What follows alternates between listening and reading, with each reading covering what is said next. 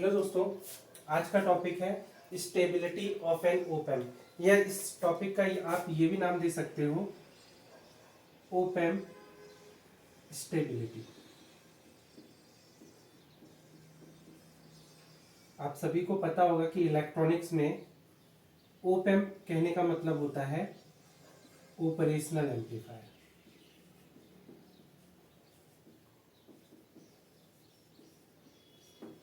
और आप सभी को ये पता होगा अब तक, अगर आप लोग मेरे YouTube पे वीडियो देख रहे होंगे, तो ऑपरेशनल एम्पलीफायर एक ऐसी इलेक्ट्रॉनिक डिवाइस है जिसका सर्किट सिंबल एक ट्रायंगल होता है, जिसके दो इनपुट होते हैं, एक पॉजिटिव एक नेगेटिव।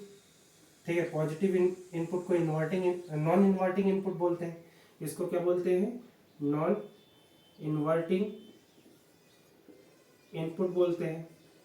और इसके नेगेटिव इनपुट को बोलते हैं इन्वर्टिंग इनपुट। Inverting input.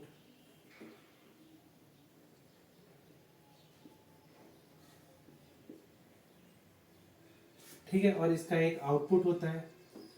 ठीक है, फॉर एग्जांपल अभी के लिए मैं नॉन इन्वर्टिंग इनपुट पे वोल्टेज सिग्नल V1 दे रहा हूँ, इन्वर्टिंग इनपुट पे वोल्टेज सिग्नल V2 दे रहा हूँ, और आउटपुट को मैं VO से रिप्रेजेंट कर रहा हूँ। तो ऑपरेशनल एम्पलीफायर यानी ओप एम्प एक ऐसी इलेक्ट्रॉनिक डिवाइस है जिसके इनपुट पे अगर हम दो इनपुट सिग्नल देते हैं तो आउटपुट ऑलवेज प्रोपोर्शनल होता है difference of input voltage signal की। यानी ओवरऑल जो आउटपुट होगा वो इस फॉर्मूले को सेटिस्फाई करेगा। ठीक है, इस फॉर्मूले में जो ये प्रोपोर्शनैलिटी कांस्टेंट ए है, इसे कहते हैं हम वोल्टेज गेन। मैं बताऊं कि ये ऑपरेशनल एम्पलीफायर इनपुट सिग्नल के डिफरेंस को एम्पलीफाई करता है और आउटपुट इस इक्वेशन के अकॉर्डिंग प्रोवाइड करता है। बट ये करेगा कैसे? जब हम इस ऑपरेशनल एम्पलीफायर को सप्लाई वोल्टेज प्लस VCC और माइनस VEE से कनेक्ट करेंगे। सप्लाई वोल्टेज कहने का मतलब है बैटरी या सेल से जब हम इस ऑपरेशनल एम्पलीफायर को कनेक्ट करेंगे तो बैटरी या सेल में दो टर्मिनल होते हैं, एक पॉजिटिव टर्मिनल होता है, एक नेगेटिव टर्मिनल होता है। तो दोनों से कनेक्ट करने के बाद ये ऑपरेशनल एम्पलीफायर क्या करता है? इनपुट वोल्टेज सिग्नल के डिफरेंस को एम्पलीफाई करता है इस फॉर्मूले के अकॉर्डिंग। इतना आप सबको पता होगा इलेक्ट्रॉनिक्स में ऑपरेशनल एम्पलीफायर के बारे में। अब इंपॉर्टेंट बात यह है कि अब हमें बात करनी है इस ऑपरेशनल एम्पलीफायर के लिए स्टेबिलिटी का क्या मतलब होता है। देखो सिंपल सी बात है, अगर मैं इसके डिफरेंस ऑफ इनपुट सिग्नल की बात करूं, यानी डिफरेंस ऑफ इनपुट सिग्नल को अगर मैं VID यानी V1 माइनस V2 को मैं VID से रिप्रेजेंट कर रहा हूं और VID को एक साइन वेव की तरह रिप्रेजेंट कर रहा हूं। ठीक है, इस तरह से। ठीक है, ये ऑब्वियस सी बात है, वोल्टेज सिग्नल है क्योंकि operational amplifier voltage signal input पे लेता है और आउटपुट पे भी वोल्टेज सिग्नल देता है। अगर फॉर एग्जांपल इसका पीक वोल्टेज 0.5 मिली वोल्ट है, 0.5 इसका पीक वोल्टेज बता रहा हूँ, 0.5 मिली वोल्ट है।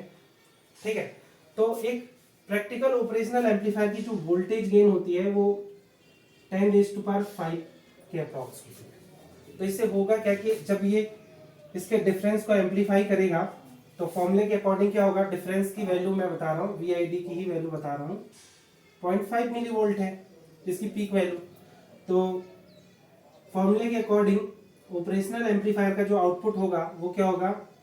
10⁵ और VID की वैल्यू है 0.5 मिली वोल्ट। ठीक है, यानी ये हो जाएगा V आउटपुट वोल्टेज हो जाएगा 5 into 10⁵ milli volt 4 milli volt, या VO की वैल्यू आप ऐसे भी लिख सकते हो 5 इंटू 10 वोल्ट। मिली को हटा दोगे तो 10⁵, यानी देखो आपको बता दूं, एक मिली वोल्ट कहने का मतलब होता है 10⁻³ वोल्ट। तो मिली वोल्ट को 10⁻³ वोल्ट से हटाओगे यानी आउटपुट हो गया 50 वोल्ट का। तो ऑपरेशनल एम्पलीफायर क्या करेगा कि आउटपुट जब देगा तो इसका पीक वोल्टेज जो बनेगा साइन वेव का वो 50 वोल्ट तक पहुंचेगा। ठीक है, और बड़ा बना लेते हैं ताकि प्रॉब्लम मैं समझा सकूं कि स्टेबिलिटी का मतलब क्या है। स्टेबिलिटी को समझने के लिए आपको इसके ऊपर प्रैक्टिकल सिचुएशन पे बात करनी होगी। ठीक है,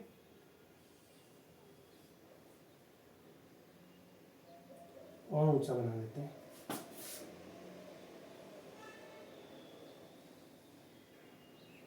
इस तरह से, ठीक है।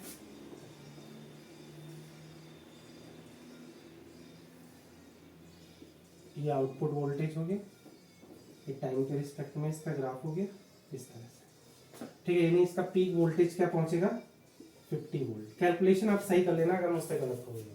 यानी 5 मिली वोल्ट का पीक वोल्टेज अगर हम दे रहे हैं डिफरेंस में, डिफरेंस की बात करें, डिफरेंस अगर 5 मिली वोल्ट का है तो आउटपुट जो होगा वो 50 वोल्ट का आएगा। अगर मैं सप्लाई वोल्टेज की वैल्यू बताऊं कि प्लस 15 वोल्ट है और माइनस 15 वोल्ट है, तो मैं आपको बताऊं कि इसका आउटपुट कभी भी प्लस 15 और माइनस 15 से ज्यादा जा ही नहीं सकता। फॉर एग्जाम्पल इसका जो आउटपुट की पीक वैल्यू है यानी वीओ की जो मैक्सिमम वैल्यू है उसको अगर मैं बोलूं प्लस 13 वोल्ट हो और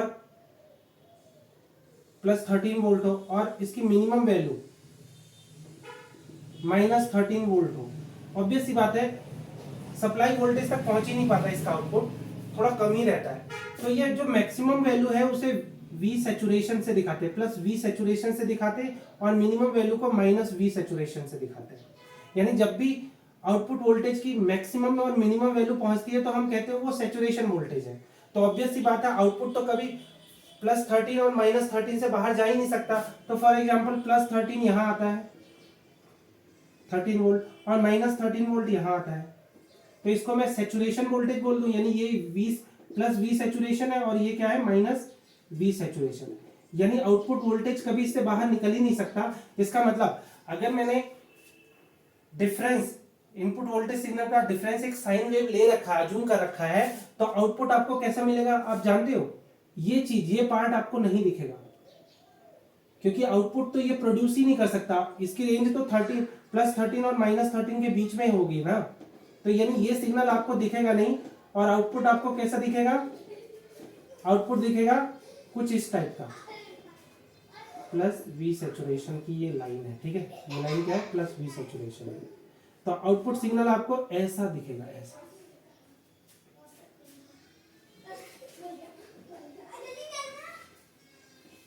आप देख रहे हो, यानी आउटपुट ओरिजिनल सिग्नल ये था बट आउटपुट आपको कैसा दिखेगा इस टाइप का। यानी एक्चुअल में सिग्नल जो हम इनपुट पे दे रहे हैं आउटपुट पे वो एम्पलीफाई ही नहीं हो रहा है, ठीक है। यानी ये सिचुएशन क्या है इनस्टेबिलिटी की, यानी इसी सिचुएशन को हम बोलते हैं, यानी ये जो आउटपुट हमें मिल रहा है इसे हम बोलेंगे इनस्टेबल आउटपुट, या इसे हम कहेंगे instability of the op amp. समझ गए इनस्टेबिलिटी का मतलब, समझ गए। यानी सिंपल सी बात है, ऑपरेशनल एम्पलीफायर स्टेबल वो है जो इस फॉर्मूले के अकॉर्डिंग काम करे, यानी स्टेबल, ये स्टेबल ऑप एम्प की बात है। यानी स्टेबल ऑप एम्प इस फॉर्मूले को होल्ड करेगा, या और करके आप लिख सकते हो स्टेबल ऑप एम्प का जो आउटपुट होगा वो difference of input voltage signal के ऑलवेज प्रोपोर्शनल रहेगा। बट प्रैक्टिकल सिचुएशन में क्या होता है, क्योंकि वोल्टेज गेन बहुत लार्ज हो जाती है, वोल्टेज गेन प्रैक्टिकल सिचुएशन में क्या होती है वेरी वेरी लार्ज होती है। तो इससे क्या होता है जो आउटपुट होता है वो इतना ज्यादा एम्पलीफाई हो जाता है कि वो सैचुरेशन रीजन तक पहुंच जाता है, और जैसे ही आउटपुट सैचुरेशन रीजन में पहुंचा इनपुट के प्रोपोर्शनल आउटपुट रहता ही नहीं है, ठीक है। यानी जब भी आउटपुट इनपुट के प्रोपोर्शनल नहीं रहता, यानी इस फॉर्मूले को सेटिस्फाई नहीं करता, तो उस हर एक कंडीशन में हम ये बोलेंगे कि ऑप एम्प स्टेबल नहीं है, op amp is not stable. यानी ये कंडीशन किसकी है, ये कंडीशन है op amp is not stable.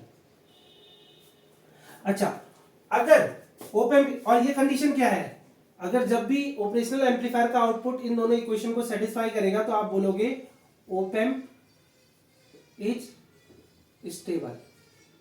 यानी एक प्रैक्टिकल ऑपरेशनल एम्पलीफायर का जो आउटपुट होगा without any external circuit, without any feedback, वो जो प्रैक्टिकल आउटपुट होगा वो एक अनस्टेबल आउटपुट होगा, या एक इनस्टेबल या अनस्टेबल बोल सकते हैं यार, इनस्टेबिलिटी या अनस्टेबल आउटपुट, ठीक है। अनस्टेबल आउटपुट या इनस्टेबिलिटी ऑफ ऑप एम्प, ये दोनों वर्ड यूज कर सकते हो, ठीक है। नोट्स तो लिखवा ही दूंगा तो वर्ड आपको सही करने का मौका मिलेगा। बट अभी के लिए मीनिंग समझो। स्टेबल ऑपरेशनल एम्पलीफायर कौन सा, जो आउटपुट इस इक्वेशन के अकॉर्डिंग प्रोड्यूस करे। एक स्टेबल ऑपरेशनल एम्पलीफायर वो जिसका आउटपुट इस इक्वेशन के अकॉर्डिंग मिले, यानी एक स्टेबल ऑपरेशनल एम्पलीफायर वो जिसका आउटपुट ऑलवेज प्रोपोर्शनल हो the difference of input voltage signal के, तो उस ऑपरेशनल एम्पलीफायर को हम बोलेंगे स्टेबल ऑपरेशनल एम्पलीफायर। अच्छा, अनस्टेबल ऑपरेशनल एम्पलीफायर, ठीक है, अनस्टेबल ऑपरेशनल एम्पलीफायर वो जिसका आउटपुट इनपुट के प्रोपोर्शनल नहीं रहता, यानी difference of input voltage signal के प्रोपोर्शनल आउटपुट रहता नहीं है, तो ऐसे ऑपरेशनल एम्पलीफायर को हम क्या बोलेंगे, अनस्टेबल। इसको हम क्या बोलेंगे, अनस्टेबल ऑप एम्प। क्लियर हो गई बात। अच्छा, ये इनस्टेबिलिटी या अनस्टेबल ऑप एम्प बना क्यों, इसका रीजन समझो। इसका रीजन ये था कि जो वोल्टेज गेन थी, जो ए जिसे हम बोल रहे हैं वोल्टेज गेन, वो वेरी वेरी लार्ज थी। देखो, एक ऑपरेशनल एम्पलीफायर अनस्टेबल कब बना, देखो अनस्टेबल वो तभी बना जब वोल्टेज गेन जो थी वो वेरी वेरी लार्ज थी। अगर हम वोल्टेज गेन को रिड्यूस करने लग जाए, यानी ऐसी टेक्निक के ऊपर डिस्कशन करें जिससे हम ऑपरेशनल एम्पलीफायर की वोल्टेज गेन ए को अगर हम रिड्यूस करते चले जाएं, तो हम ऐसे रीजन पे पहुंच जाएंगे, हम एक ऐसे रीजन पे पहुंच जाएंगे जिसका आउटपुट वोल्टेज +13 और -13 के बीच में हो, या जिसका आउटपुट वोल्टेज +V सैचुरेशन और -V सैचुरेशन के बीच में ही लाई करे, तो जो हमारा सिग्नल होगा वो प्रोपोर्शनल रहेगा, वो difference of input voltage signal के प्रोपोर्शनल रहेगा। यानी अगर एम्पलीफिकेशन बस इतना सा हो, अगर एम्पलीफिकेशन बस इस रेंज के अंदर का हो, तो हम देख रहे हैं कि ऑपरेशनल एम्पलीफायर का जो आउटपुट है वो difference of input voltage signal के प्रोपोर्शनल रहेगा। बट हमें क्या करना होगा, उसके लिए वोल्टेज गेन को रिड्यूस करना होगा। तो यानी स्टेबिलिटी ऑफ ऑप एम्प में हमें बात यही करनी है कि हम कैसे वोल्टेज गेन को कौन कौन सी टेक्निक की हेल्प से रिड्यूस कर सकते हैं किसी ऑपरेशनल एम्पलीफायर के लिए। ठीक है, तो यही मेन टॉपिक है कि stability of an op amp में हमें डिस्कशन ये करना है कि हम ऑपरेशनल एम्पलीफायर की गेन को किस तरह से रिड्यूस करेंगे। ठीक है, उसके ऊपर डिस्कशन करना ही ये टॉपिक बन जाएगा, stability of an op amp या ऑप एम्प स्टेबिलिटी। ठीक है, तो डिस्कस करते हैं आज का ये टॉपिक विद द नोट्स, यानी नोट्स के साथ अब इस टॉपिक को डिस्कस करते हैं। ठीक है, तो स्टार्ट करते हैं आज का ये वीडियो। तो इस टॉपिक के ऊपर जब आप नोट्स बनाओगे तो स्टार्टिंग में ये लाइनें लिख सकते हो, stable op amp means operational amplifier is one for which output voltage signal remain proportional to the difference of input voltage signals. जैसा कि मैंने अभी समझाया था कि ऑपरेशनल एम्पलीफायर का सर्किट सिंबल इस टाइप का होता है, जिसके 2 इनपुट होते हैं, एक आउटपुट होता है और 2 सप्लाई वोल्टेज पे टर्मिनल होते हैं। तो एक ऑपरेशनल एम्पलीफायर, एक स्टेबल ऑपरेशनल एम्पलीफायर तब कहा जाएगा जब इसका output voltage input voltage signal के डिफरेंस के प्रोपोर्शनल हो। तो वही चीज मैंने यहाँ लिखी है कि आउटपुट वोल्टेज सिग्नल प्रोपोर्शनल है difference of input voltage signal के, और ये प्रोपोर्शनैलिटी सिंबल को जब आप एक प्रोपोर्शनैलिटी कांस्टेंट से हटा दोगे तो इक्वेशन ये बन जाएगी।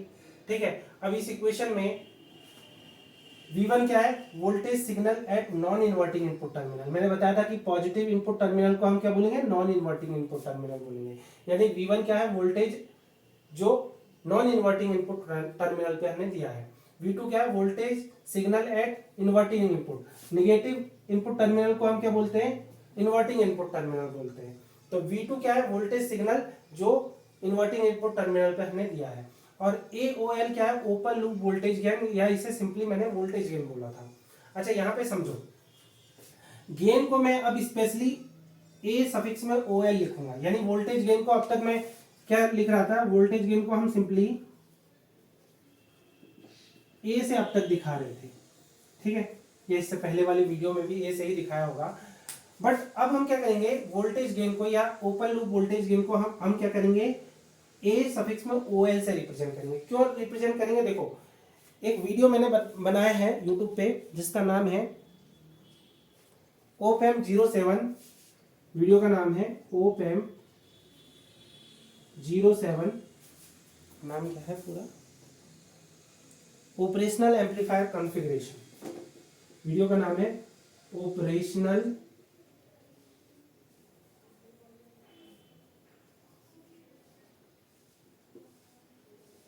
Amplifier configuration.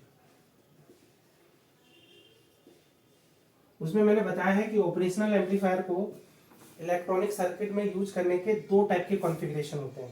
एक तो होता है ओपन लूप कॉन्फ़िगरेशन, जिसमें आउटपुट और इनपुट के बीच में कोई फीडबैक कनेक्शन या कोई एक्सटर्नल सर्किट इन्वॉल्व नहीं होता, तो उसे हम कहते हैं ओपन लूप कॉन्फ़िगरेशन। अच्छा, एक होता है क्लोज लूप कॉन्फ़िगरेशन। उसमें क्या होता है कि आउटपुट और इनपुट के बीच में एक एक्सटर्नल सर्किट कनेक्ट करके हम आउटपुट को इनपुट पे फीडबैक कर देते हैं, तो उसे हम कहते हैं क्लोज लूप कॉन्फ़िगरेशन। अच्छा, ओपन लूप कॉन्फ़िगरेशन कहने का मतलब आपको समझ में आ गया होगा। नहीं पता तो ये वाला वीडियो जरूर देख लेना, उसमें मैंने बताया कि ओपन लूप कॉन्फ़िगरेशन क्या होता है, क्लोज लूप कॉन्फ़िगरेशन क्या होता है। फिर से समझ लो, ओपन लूप कॉन्फ़िगरेशन में आउटपुट और इनपुट के बीच में कोई एक्सटर्नल सर्किट कनेक्ट नहीं होता, यानी आउटपुट किसी भी तरह से किसी भी इनपुट से कनेक्ट जब नहीं होता है, तो ऑपरेशनल एम्पलीफायर के इस टाइप के स्ट्रक्चर को या कॉन्फ़िगरेशन को हम क्या बोलेंगे, ओपन लूप कॉन्फ़िगरेशन बोलेंगे। अच्छा, ओपन लूप यानी ये एक फिगर हो गया किसका, ये फिगर हो गया open loop configuration of the op amp. यानी ये जो मैंने फिगर ऊपर बनाया है वो किसका फिगर है, open loop configuration of an op amp का। अच्छा, यानी ये operational amplifier open loop configuration में है, तो इस कॉन्फ़िगरेशन में जो ऑपरेशनल एम्पलीफायर की गेन होगी उसे मैं किससे दिखा रहा हूं, ओपन लूप वोल्टेज गेन से। तो ओपन लूप वोल्टेज गेन को रिप्रेजेंट करने के लिए ही मैंने ए सफिक्स में OL का यूज किया है, बिकॉज ओपन लूप कहने का मतलब आउटपुट किसी भी तरीके से इनपुट से कनेक्ट नहीं है, तो उस केस में ऑपरेशनल एम्पलीफायर की जो गेन हो रही है, मिल रही है, उसे मैं ए सफिक्स में OL से रिप्रेजेंट कर रहा हूं। इसीलिए मैंने इसका नाम दिया है ओपन लूप वोल्टेज गेन। आप सिंपली वोल्टेज गेन भी लिख सकते हो, बट अब मुझे स्पेशल नाम की जरूरत पड़ेगी, बिकॉज अभी मैं क्लोज लूप वोल्टेज गेन की भी बात करूंगा। तो ओपन लूप वोल्टेज गेन अलग है, क्लोज लूप वोल्टेज गेन अलग है, तो दोनों को अब मुझे डिफरेंशिएट करना होगा। तो इसलिए हम ओपन लूप वोल्टेज गेन को ए सफिक्स में OL से रिप्रेजेंट करेंगे, यानी अब वोल्टेज गेन इसे सिंपली नहीं बोलेंगे अब, क्योंकि वोल्टेज गेन भी दो टाइप की होती है। मैंने इसी वीडियो में बताया था कि वोल्टेज गेन भी दो टाइप की होते हैं, एक होती है ओपन लूप वोल्टेज गेन और एक होता है close loop voltage gain, close loop voltage gain. तो आज मैं दोनों वोल्टेज गेन के ऊपर बात करूंगा, तो दोनों का अलग अलग सिंबल यूज करेंगे, है ना। तो क्लोज लूप वोल्टेज गेन को जनरली फीडबैक गेन भी बोलते हैं, ठीक है। तो सिंपल सी बात है, क्लोज लूप गेन को आज हम फीडबैक गेन भी बोलेंगे। हाँ, इसका एक और नाम है और करके फीडबैक गेन भी हम लिखेंगे इसे, क्लोज लूप वोल्टेज गेन, या इसे और करके आप फीडबैक गेन भी लिख सकते हो, फीडबैक गेन। तो क्लोज लूप वोल्टेज गेन या फीडबैक गेन को हम ए सफिक्स में एफ से रिप्रेजेंट करेंगे इस वीडियो में। और ओपन लूप वोल्टेज गेन को अभी मैंने समझा दिया कि इसे हम AOL से रिप्रेजेंट करेंगे इस तरह से। तो अभी इस इक्वेशन में, ये इक्वेशन पहले तो हमने open loop configuration of op amp के लिए लिखी है, तो ऑब्वियस सी बात है इसमें जो गेन वाला टर्म होगा वो ओपन लूप वोल्टेज गेन होगा, इसीलिए मैंने उसे ए सफिक्स में OL से रिप्रेजेंट किया। तो यहां तक पहुंच करके नोट कर लो।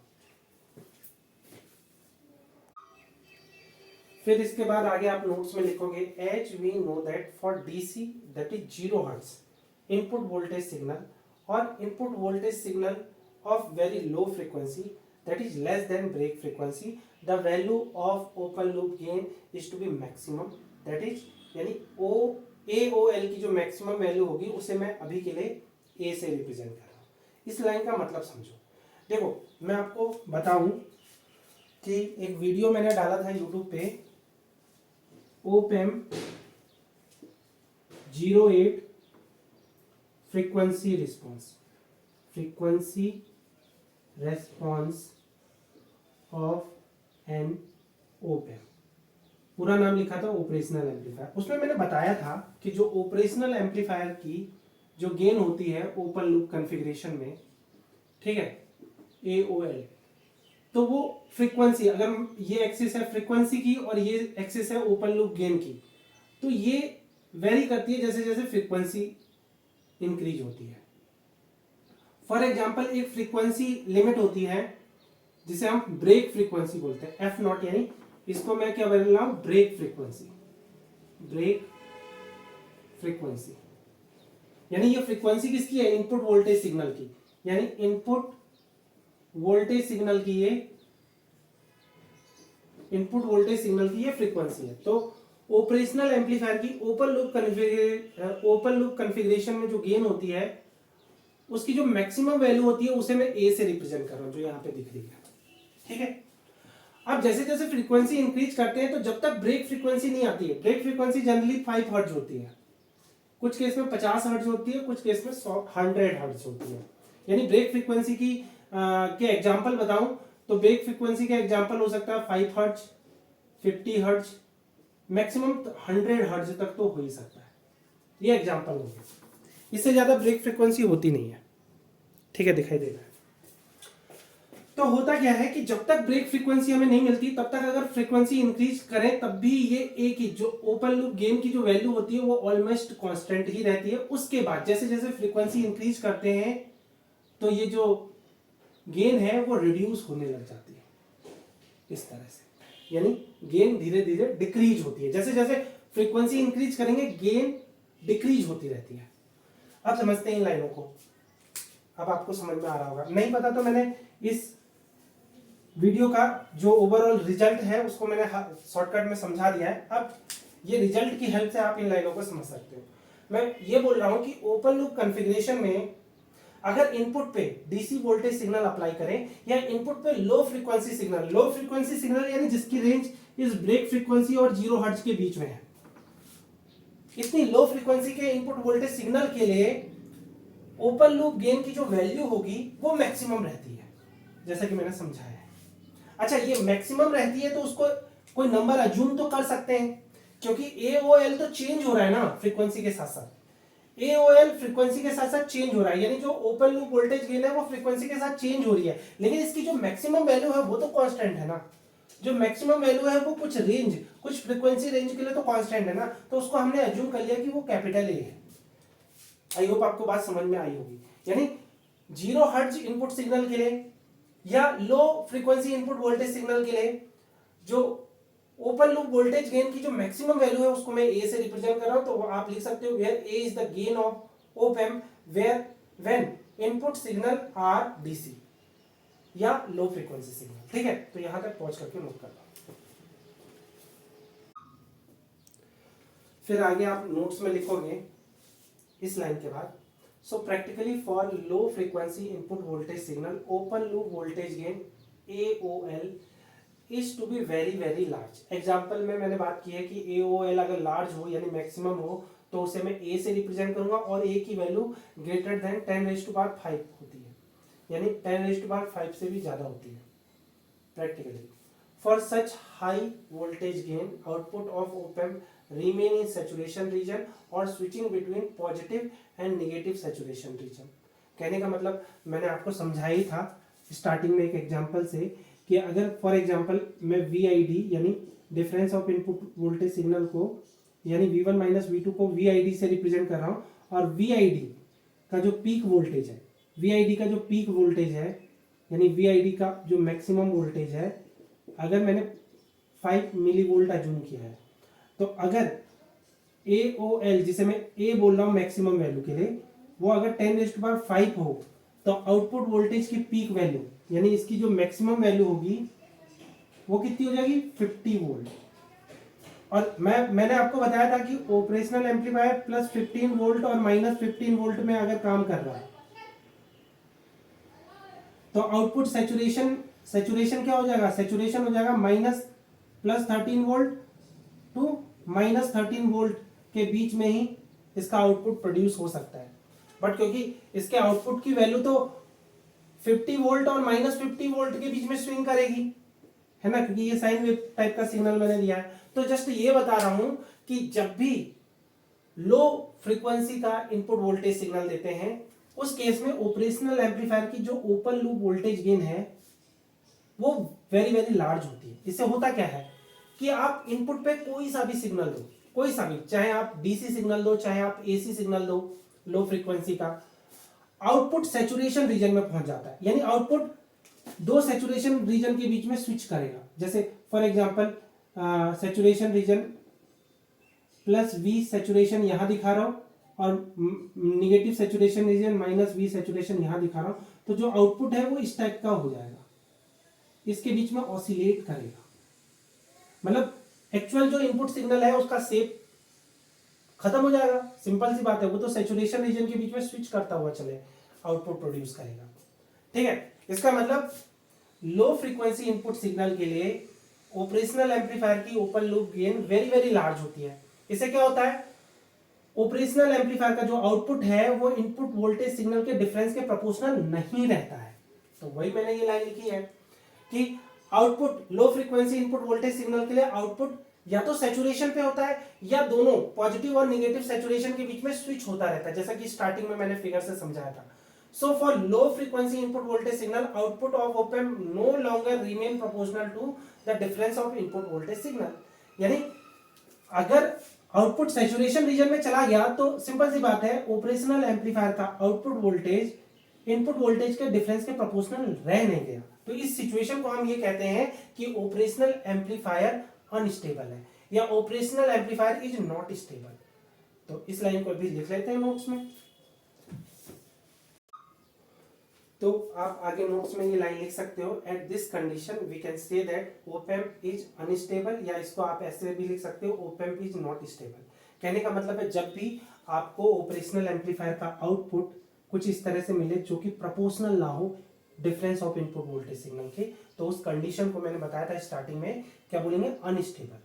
ठीक है, या operational amplifier is not stable. Simple सी बात है, क्योंकि लो फ्रीक्वेंसी इनपुट सिग्नल के लिए ऑपरेशनल एम्पलीफायर की जो ओपन लूप वोल्टेज गेन है वो वेरी वेरी लार्ज हो जा रही थी। तो इससे क्या हो रहा था कि इनपुट पे अगर हम small AC small DC voltage signal दें या लो फ्रीक्वेंसी का स्मॉल एसी सिग्नल दें तो आउटपुट सैचुरेशन रीजन में पहुंच जाएगा या सैचुरेशन रीजन के बीच में स्विच करने लगेगा। और जैसे ही आउटपुट ऑपरेशनल एम्पलीफायर का सैचुरेशन रीजन में पहुंच गया तो सिंपल सी बात है, आउटपुट इनपुट वोल्टेज सिग्नल के डिफरेंस के प्रोपोर्शनल नहीं रहेगा। और जब आउटपुट ऑपरेशनल एम्पलीफायर का आउटपुट इनपुट वोल्टेज सिग्नल के डिफरेंस के प्रोपोर्शनल नहीं रहेगा तो उस कंडीशन को ही मैंने बोला था कि ऑपरेशनल इज अनस्टेबल, या आप उस कंडीशन को ही बोलोगे operational amplifier is not stable. ठीक है, तो यहां तक पहुंच करके नोट कर,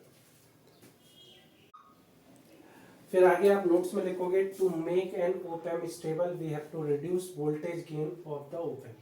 ठीक है, कहने का मतलब समझो कि जब भी इनपुट वोल्टेज सिग्नल की जो फ्रीक्वेंसी होती है वो लो फ्रीक्वेंसी होती है, या जब भी इनपुट वोल्टेज सिग्नल डीसी होते हैं तो आउटपुट मैंने बताया था कि सैचुरेशन रीजन में पहुंच जाता है। यानी ऑपरेशनल एम्पलीफायर का आउटपुट इनपुट वोल्टेज सिग्नल के डिफरेंस के प्रोपोर्शनल नहीं रहता, सैचुरेशन रीजन में रहता है या सैचुरेशन रीजन के बीच में स्विच करता रहता है। तो इस कंडीशन में मैंने बोला था कि जब ऑपरेशनल एम्पलीफायर का आउटपुट ऑपरेशनल एम्पलीफायर के इनपुट वोल्टेज के डिफरेंस के प्रोपोर्शनल ही नहीं है तो ऐसी कंडीशन में हम ऑपरेशनल एम्पलीफायर को अनस्टेबल बोलते हैं, या ये बोलते हैं operational amplifier is not stable. तो हम ऑपरेशनल एम्पलीफायर को स्टेबल कैसे बना सकते हैं? ऑब्वियस सी बात है, जो प्रॉब्लम आ रही है वो इस गेन की वजह से आ रही है, ओपन लूप गेन की वजह से, क्योंकि ओपन लूप गेन की वैल्यू AOL की वैल्यू जो मैक्सिमम है वो है 10⁵ या इससे बड़ी। तो अगर हम गेन को रिड्यूस कर दें तो हो सकता है कि आउटपुट की जो रेंज है वो सैचुरेशन रीजन के बीच में रह जाए। तो यानी सिंपल सी बात है, अगर मुझे ऑपरेशनल एम्पलीफायर को स्टेबल बनाना है तो इसके लिए मुझे क्या करना होगा, ऑपरेशनल एम्पलीफायर की जो ओपन लूप गेन है उसको रिड्यूस करना होगा। तो वही लाइन मैंने यहां लिखी है, we have to reduce the voltage gain of the op amp, full stop. It is possible if we increase the frequency of input voltage signal. और ये कैसे पॉसिबल है? ओपन लूप कॉन्फ़िगरेशन के केस में। बात किसकी कर रहे हैं हम? ओपन लूप कॉन्फ़िगरेशन के केस में हम ऑपरेशनल एम्पलीफायर की गेन को कैसे रिड्यूस कर सकते हैं? अगर हम फ्रीक्वेंसी को इंक्रीज करें, यानी इनपुट वोल्टेज सिग्नल की अगर हम फ्रीक्वेंसी को इंक्रीज करते चले जाएं तो ये जो ग्राफ है ये बता रहा है कि जैसे जैसे फ्रीक्वेंसी इंक्रीज होगी ऑपरेशनल एम्पलीफायर की ओपन लूप गेन डिक्रीज होती चली जाएगी। ठीक है, full stop, because we know that if we increase the frequency of input voltage signal after break frequency, open loop gain decreases according to following relation। कहने का मतलब क्या है कि ब्रेक फ्रीक्वेंसी से ज्यादा फ्रीक्वेंसी इंक्रीज करने पर, यानी इनपुट वोल्टेज सिग्नल की फ्रीक्वेंसी 0 हर्ट्ज से फर्स्ट ब्रेक फ्रीक्वेंसी तक जो फ्रीक्वेंसी सिग्नल दे रहे हैं, गेन ऑलमोस्ट इतनी ही रहती है, मैक्सिमम ही रहती है। बट फर्स्ट ब्रेक फ्रीक्वेंसी यानी ब्रेक फ्रीक्वेंसी के बाद अगर हम इनपुट वोल्टेज सिग्नल की फ्रीक्वेंसी को इंक्रीज करेंगे तो ओपन लूप गेन फिर डिक्रीज होने लगती है। किस फॉर्मूले के अकॉर्डिंग डिक्रीज होती है वो मैंने आपको अगेन बता दूं, ओप एम्प 08 फ्रीक्वेंसी रिस्पांस वाले वीडियो में बताया था। Frequency response of N operational amplifier. इस वीडियो में मैंने बताया है कि ओपन लूप गेन किस तरह से फ्रीक्वेंसी पे डिपेंड करती है, इनपुट वोल्टेज सिग्नल की फ्रीक्वेंसी पे डिपेंड करती है। यानी ओपन लूप गेन फंक्शन होगा फ्रीक्वेंसी का ऑफ इनपुट वोल्टेज सिग्नल, ठीक है। और इसका फॉर्मूला होता है maximum value, open loop gain की maximum value upon 1 plus J F upon F naught, ये फॉर्मूला होता है, ठीक है। ऑब्वियस सी बात है, जो गेन है वो फ्रीक्वेंसी का फंक्शन है बट एक कॉम्प्लेक्स फंक्शन है, ठीक है। अच्छा, मैं यहां पे बता दूं, वेयर आप बता सकते हो, वेयर जो ये एफ है फ्रीक्वेंसी ऑफ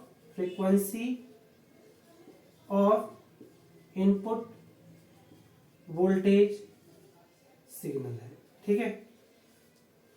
एफ नॉट क्या है, ब्रेक फ्रीक्वेंसी है, ब्रेक फ्रीक्वेंसी है, यानी ब्रेक फ्रीक्वेंसी यानी वो मिनिमम फ्रीक्वेंसी जहां तक open loop gain almost constant रहती है, वो मिनिमम वैल्यू ऑफ फ्रीक्वेंसी, ठीक है। और जो ए है वो अगेन बता दूं, voltage gain for DC input voltage signal या डीसी की जगह आप 0 हर्ट्ज इनपुट वोल्टेज सिग्नल भी लिख सकते हो, ठीक है। और ये जो जे है ये क्या है, एक्चुअली √-1 की जो वैल्यू होती है ना। देखो मैथ में -1 को हम क्या लिखते हैं, √-1 को आई से डिनोट करते हैं, बट फिजिक्स में आई की जगह हम जे लिखते हैं, बिकॉज आई फिजिक्स में करंट को भी रिप्रेजेंट करता है। तो क्लैश ना हो जाए कि एक ही सिंबल करंट का भी हो और इमेजिनरी नंबर का भी हो, तो इस वजह से हम इमेजिनरी नंबर आई को फिजिक्स में जे से रिप्रेजेंट करते हैं। ऑब्वियस सी बात है, जे का वही मीनिंग है √-1, ठीक है। तो यहां तक पहुंच करके नोट कर, तो इस इक्वेशन के बाद आप लिखोगे, इस इक्वेशन के जस्ट नीचे, this is the expression of open loop gain of op amp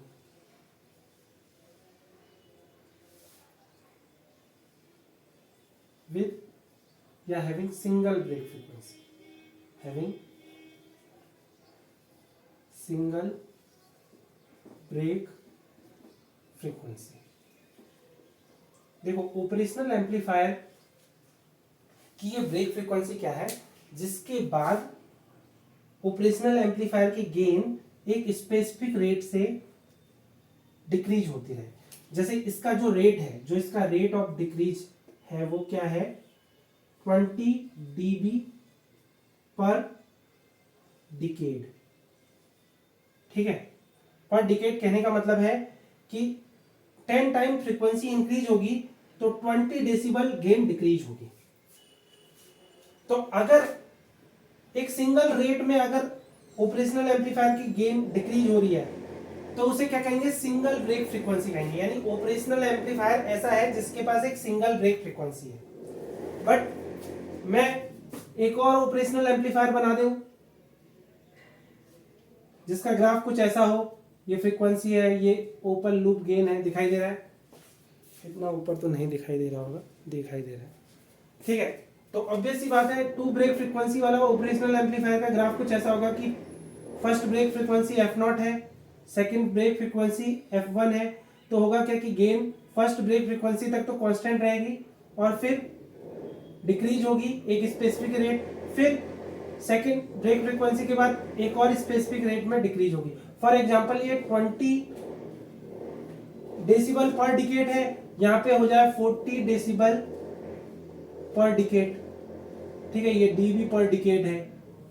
तो जस्ट मैं बता रहा हूं कि फर्स्ट ब्रेक फ्रीक्वेंसी कहने का मतलब है जब ऑपरेशनल एम्पलीफायर की गेन डिक्रीज हो रही है तो एक कांस्टेंट रेट में डिक्रीज हो, तो एक सिंगल कांस्टेंट रेट में डिक्रीज हो रही है तो उसे हम कहेंगे कि operational amplifier with single break frequency, ठीक है। उसका ये एक्सप्रेशन है जो मैंने लिखा है, यानी ये जो एक्सप्रेशन है ये operational amplifier for single break frequency का एक्सप्रेशन है, 1 plus J F upon F naught, ठीक है। और आपको दिख ही रहा है कि ये एक कॉम्प्लेक्स नंबर है, it is a complex function, so the magnitude,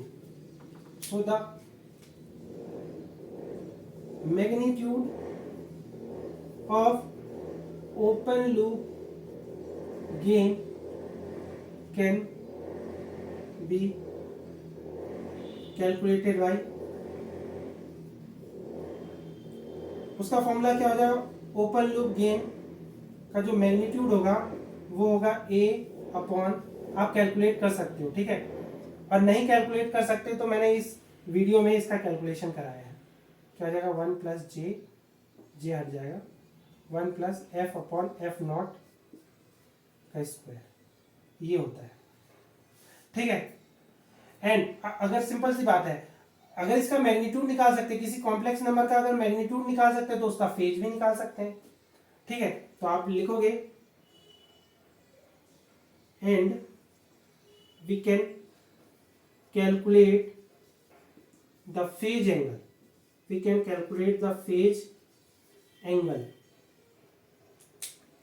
theta of the open loop gain, we can calculate the phase angle theta of the open loop gain by following formula. वो formula क्या है, theta equal to tan inverse, ठीक है, ये minus में रहता है, ये भी मैंने कैलकुलेट करवाया है, ठीक है। अगर इसे आप ना भी लिखो तो कोई फर्क नहीं पड़ता, ठीक है, tan inverse f upon F not.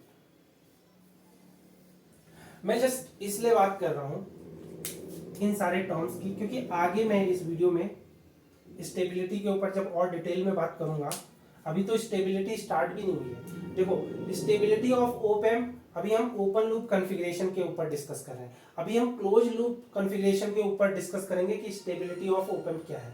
तो देखो जब हम close loop op amp configuration में stability of op amp discuss करेंगे तो वहां पे ये टर्म्स आपको समझने पड़ेंगे कि गेन का मैग्नीट्यूड किस तरह से कैलकुलेट करते हैं, गेन का फेज किस तरह से कैलकुलेट करते हैं, इनके ऊपर डिस्कशन करेंगे। और डिस्कशन करेंगे कि कैसे, देखो सिंपल सी बात है, मैग्नीट्यूड तो मैंने यहां दिखाया है, यानी ये जो ग्राफ है ये मैग्नीट्यूड का है, बट आपको मैं बताऊं कि जो फेज एंगल भी है, जो फेज एंगल है वो भी फ्रीक्वेंसी पे डिपेंड करता है। जैसे जैसे फ्रीक्वेंसी इंक्रीज होती है फेज एंगल डिक्रीज होता है, और फेज एंगल भी एक रोल प्ले करता है ऑपरेशनल एम्पलीफायर की गेन को रिड्यूस करने का, वो मैं आगे समझाऊंगा। बट मैं बस इतना बता रहा हूं कि देखो मैग्नीट्यूड तो डिपेंड करता है फ्रीक्वेंसी पे, यानी फ्रीक्वेंसी इंक्रीज होगी तो ओपन लूप गेन का जो मैग्नीट्यूड है वो डिक्रीज होगा।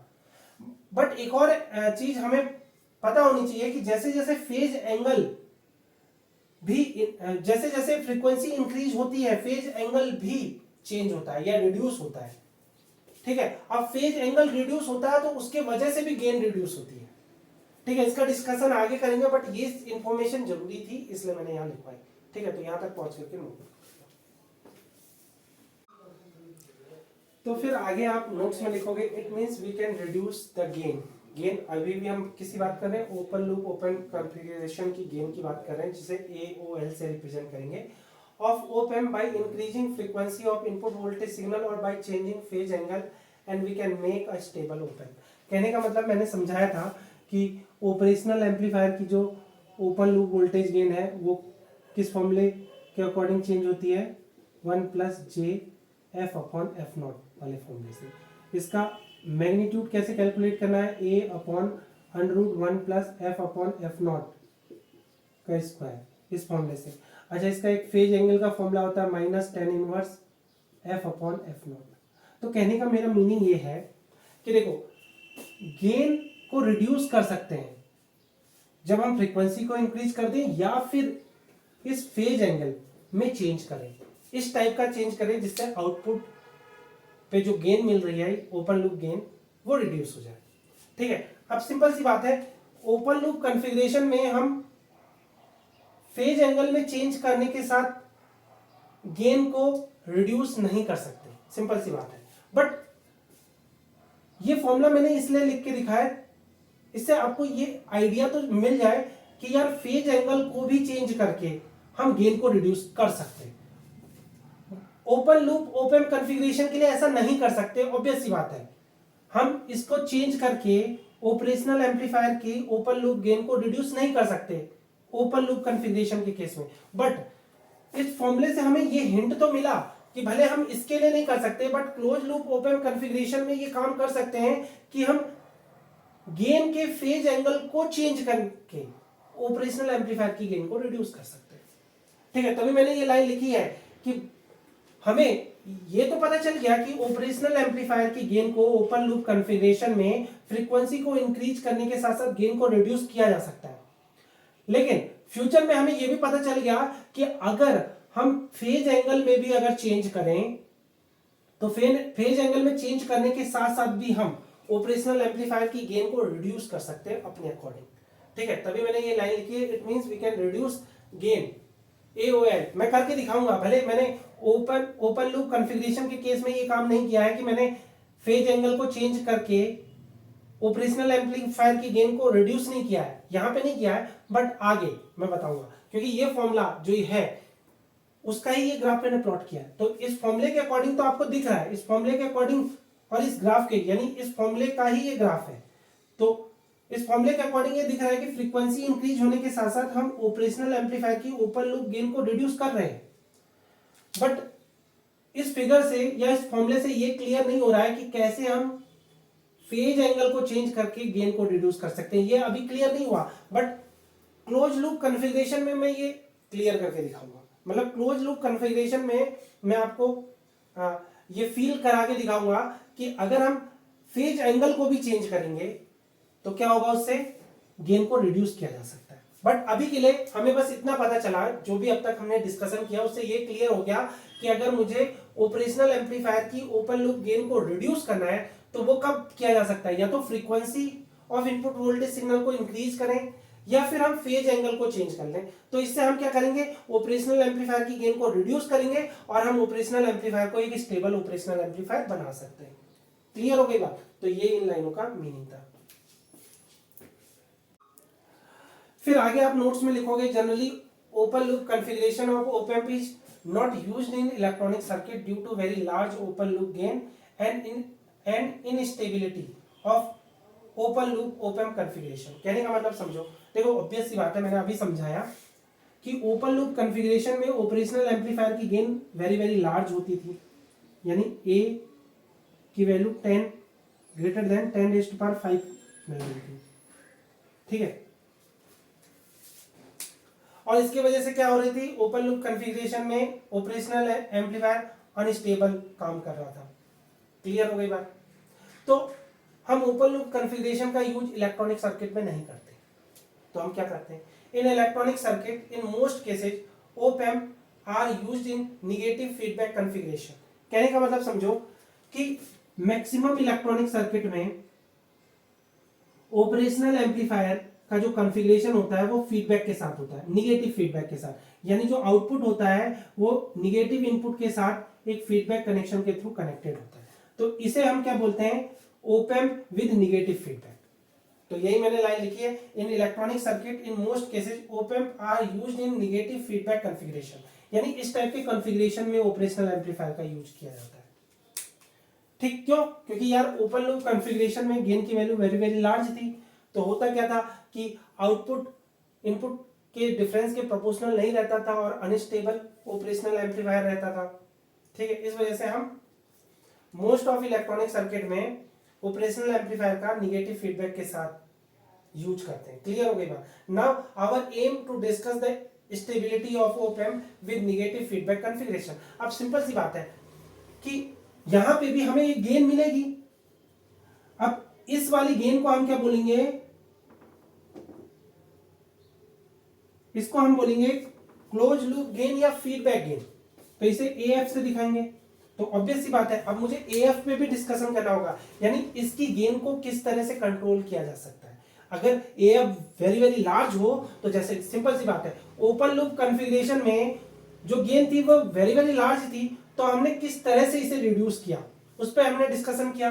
तो वो डिस्कशन क्या हुआ? Stability of an op amp in open loop configuration. But अब हमें बात करनी है, क्योंकि ओपन लूप कॉन्फ़िगरेशन का तो यूज बहुत सारे इलेक्ट्रॉनिक सर्किट में होता ही नहीं है, तो बहुत सारे इलेक्ट्रॉनिक सर्किट में निगेटिव फीडबैक वाले ऑपरेशनल एम्पलीफायर का यूज होता है। तो ओप amp with negative feedback configuration में ऑपरेशनल एम्पलीफायर की जो गेन मिल रही है, जिसे हम फीडबैक गेन एएफ बोलते हैं, उसे कैसे रिड्यूस करना है, उसके ऊपर जो डिस्कशन करेंगे वो हो जाएगी stability of an op amp for close loop configuration या फॉर निगेटिव फीडबैक। क्लियर हो गई बात? देखो सिंपल सी बात है, आपकी जो बुक्स में stability of an op amp के ऊपर डिस्कशन मिलेगा वो यहां से स्टार्ट मिलेगा। क्लियर हो गई बात? यानी जब यहां से स्टार्टिंग मिलेगी, मतलब इससे पहले आपने जो भी नोट्स में लिखा हो, अगर आपको वो समझ में नहीं आ रहा है तो उसे कट कर देना।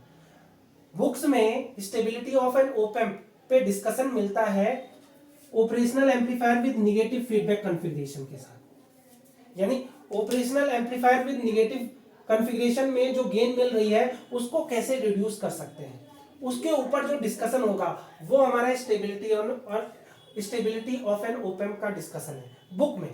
बट मैंने बुक के अकॉर्डिंग तो नहीं बताया, मैंने पहले ओपन लूप कॉन्फ़िगरेशन में स्टेबिलिटी के ऊपर बात की। अब बात करेंगे operational amplifier with negative feedback की स्टेबिलिटी के ऊपर। तो कैसी स्टेबिलिटी कहने का मतलब इसकी गेन को किस तरह से रिड्यूस कर सकते हैं, उस रिड्यूस करने के मेथड को ही हम क्या बोलेंगे? Stability of an op amp in negative feedback configuration. ठीक है, तो आप चाहो तो अगर नोट्स को छोटा बनाना है तो आप यहां से नोट्स बनाना शुरू करना कि generally open loop configuration op amp is not used in electronic circuit due to very large open loop gain and instability of op amp, instability of open loop op amp configuration. Full stop. In electronic circuit most of cases op amp are used in negative feedback configuration. Now our aim to discuss the stability of op amp with negative feedback configuration. यानी अब जो मैं notes में लिखवाऊंगा, अगर आपको shortcut करना है तो आप यहीं से इसके बाद अब इस वीडियो में जो आगे मैं नोट्स बनाऊंगा वहीं से भी आप नोट्स की स्टार्टिंग कर सकते हो। अब आपको वो बहुत अच्छी तरह से समझ में आएगा, क्योंकि अगर ये स्टार्टिंग का हिस्सा अगर मैं डिस्कस नहीं करता तो आगे का हिस्सा आपको समझ में नहीं आता, तो आप कहते सर हमें तो कुछ समझ में नहीं आया, आपने नोट्स बनवा दिए। बट अब जो भी मैं डिस्कस कर चुका हूँ उसके बेसिस पे आगे आप जब नोट्स बनाओगे तो वो आपको पूरा अच्छी तरह से समझ में आएगा। और बुक में मैं आपको बताऊं वही सब डिस्कशन मिलेगा जो अब मैं आपको इस वीडियो में आगे करवाने वाला हूं। तो अगर आपको बुक के नोट्स लिखने हैं तो बस इसके आगे जो भी मैं नोट्स में लिखवाऊं वही आप लिख लेना। अगर आपको मेरे नोट्स भी इन्वॉल्व करने हैं तो स्टार्टिंग से लेके एंड तक इस वीडियो में जितने भी नोट्स लिखवाऊं सब लिखते रहना। ठीक है, तो इसको पॉज करके नोट कर लो, मैं मिटा रहा हूं। तो जिनको शॉर्ट नोट्स बनाने हैं, छोटे नोट्स बनाने हैं, तो वो stability of an op amp इस टॉपिक के नोट्स बनाना है, यहां से स्टार्ट करेंगे। मैं आपको अभी भी बता दूं, जो पहले इस वीडियो में पहले अब तक मैंने जो कुछ भी बताया वो इंपॉर्टेंट था आगे की वीडियो समझने के लिए।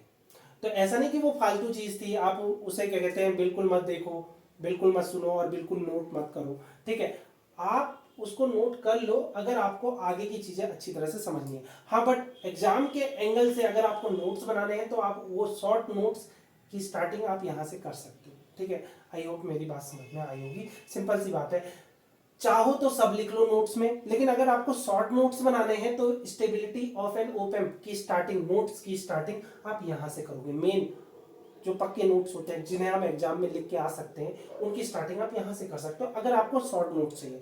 अगर आपको लंबे लंबे नोट्स बनाने का शौक है तो इस वीडियो की स्टार्टिंग में जहां से मैंने नोट्स बनाने शुरू किए उन सबको लिखते हुए आप यहाँ तक पहुंचो और फिर आगे आप लिखोगे to understand the stability of an op amp in negative feedback configuration let us consider a non inverting negative feedback operational amplifier.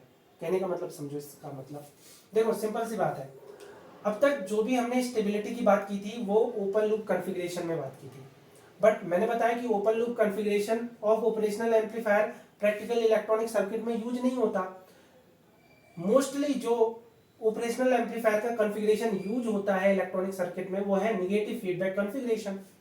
तो नेगेटिव फीडबैक कॉन्फ़िगरेशन में ऑपरेशनल एम्पलीफायर की स्टेबिलिटी के ऊपर अब हमें बात करनी है। तो अगर हमें ऑपरेशनल एम्पलीफायर की स्टेबिलिटी नेगेटिव फीडबैक कॉन्फ़िगरेशन में समझनी है तो पहले मुझे उसका एक एग्जांपल डिस्कस करना होगा या कंसीडर करना होगा।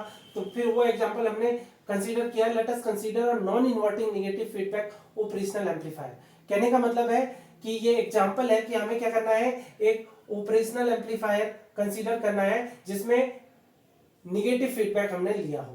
क्लियर हो गई बात? Which is simply known as non inverting amplifier. यानी इसका मैंने ये लंबा नाम जो लिखा है non inverting negative feedback operational amplifier, इसे शॉर्टकट में आप नॉन इन्वर्टिंग एम्पलीफायर भी लिख सकते हो, ठीक है। बट उसका पूरा नाम यही है कि हम नॉन इन्वर्टिंग एम्पलीफायर कैसे बना रहे हैं, निगेटिव फीडबैक लेके और इनपुट सिग्नल को नॉन इन्वर्टिंग टर्मिनल पे देके, नॉन इन्वर्टिंग इनपुट टर्मिनल पे देके, ठीक है। मीनिंग समझाऊंगा आगे।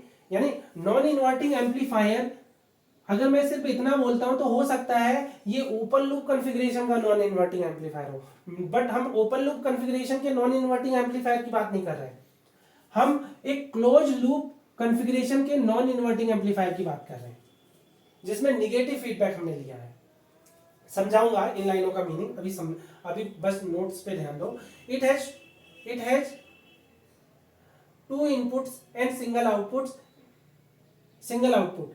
Input signal is given to the non-inverting input terminal while output is feedback to inverting input through resistor circuit as shown in figure। देखो line का मतलब समझो, let us consider a non-inverting negative feedback operational amplifier। इस line का मतलब समझो, figure से clear होगा। देखो ये ऑपरेशनल एम्पलीफायर, इसके दो इनपुट होंगे, एक पॉजिटिव एक नेगेटिव, ठीक है। और हमें क्या करना है, पॉजिटिव इनपुट, मैंने क्या बोला, नॉन इन्वर्टिंग। नॉन इन्वर्टिंग कहने का मतलब है इनपुट सिग्नल को मुझे नॉन इन्वर्टिंग इनपुट पे देना है, तो इसलिए क्या है, नॉन इन्वर्टिंग। फिर है निगेटिव फीडबैक, कहने का मतलब है और जो फीडबैक लेना है मुझे एक रजिस्टर के थ्रू इन्वर्टिंग इनपुट पे देना है। यानी नॉन इन्वर्टिंग कहने का मतलब है input voltage signal non inverting input terminal पे रहेगा। निगेटिव फीडबैक यानी जो फीडबैक होगा वो निगेटिव इनपुट टर्मिनल पे आएगा। ऑपरेशनल एम्पलीफायर, और ये क्या है, ऑपरेशनल एम्पलीफायर। इस टाइप का कॉन्फ़िगरेशन को हम क्या बोलेंगे, नॉन इन्वर्टिंग एम्पलीफायर बोलेंगे, ठीक है। इसका कंप्लीट नाम तो यही है। देखो नॉन इन्वर्टिंग एम्पलीफायर अभी भी बता दे रहा हूं, देखो सिंपल सी बात है। ऑपरेशनल एम्पलीफायर कॉन्फ़िगरेशन वाले वीडियो में मैंने बताया था कि non inverting amplifier open loop configuration में भी बनता है और non inverting amplifier close loop configuration में भी बनता है। क्लोज लूप कॉन्फ़िगरेशन में ये नॉन इन्वर्टिंग एम्पलीफायर है। अच्छा, ओपन लूप कॉन्फ़िगरेशन में नॉन इन्वर्टिंग एम्पलीफायर देखो मैं बताऊं, देखो ये क्या होता है, प्लस, ये होता है माइनस, ठीक है। माइनस को ग्राउंड कर देते हैं और प्लस में हम इनपुट वोल्टेज सिग्नल दे देते हैं। यानी इनपुट वोल्टेज सिग्नल को मैं प्लस में दूंगा और आउटपुट निकालूंगा, तो ये क्या है, नॉन इन्वर्टिंग एम्पलीफायर, ठीक है। इन open loop configuration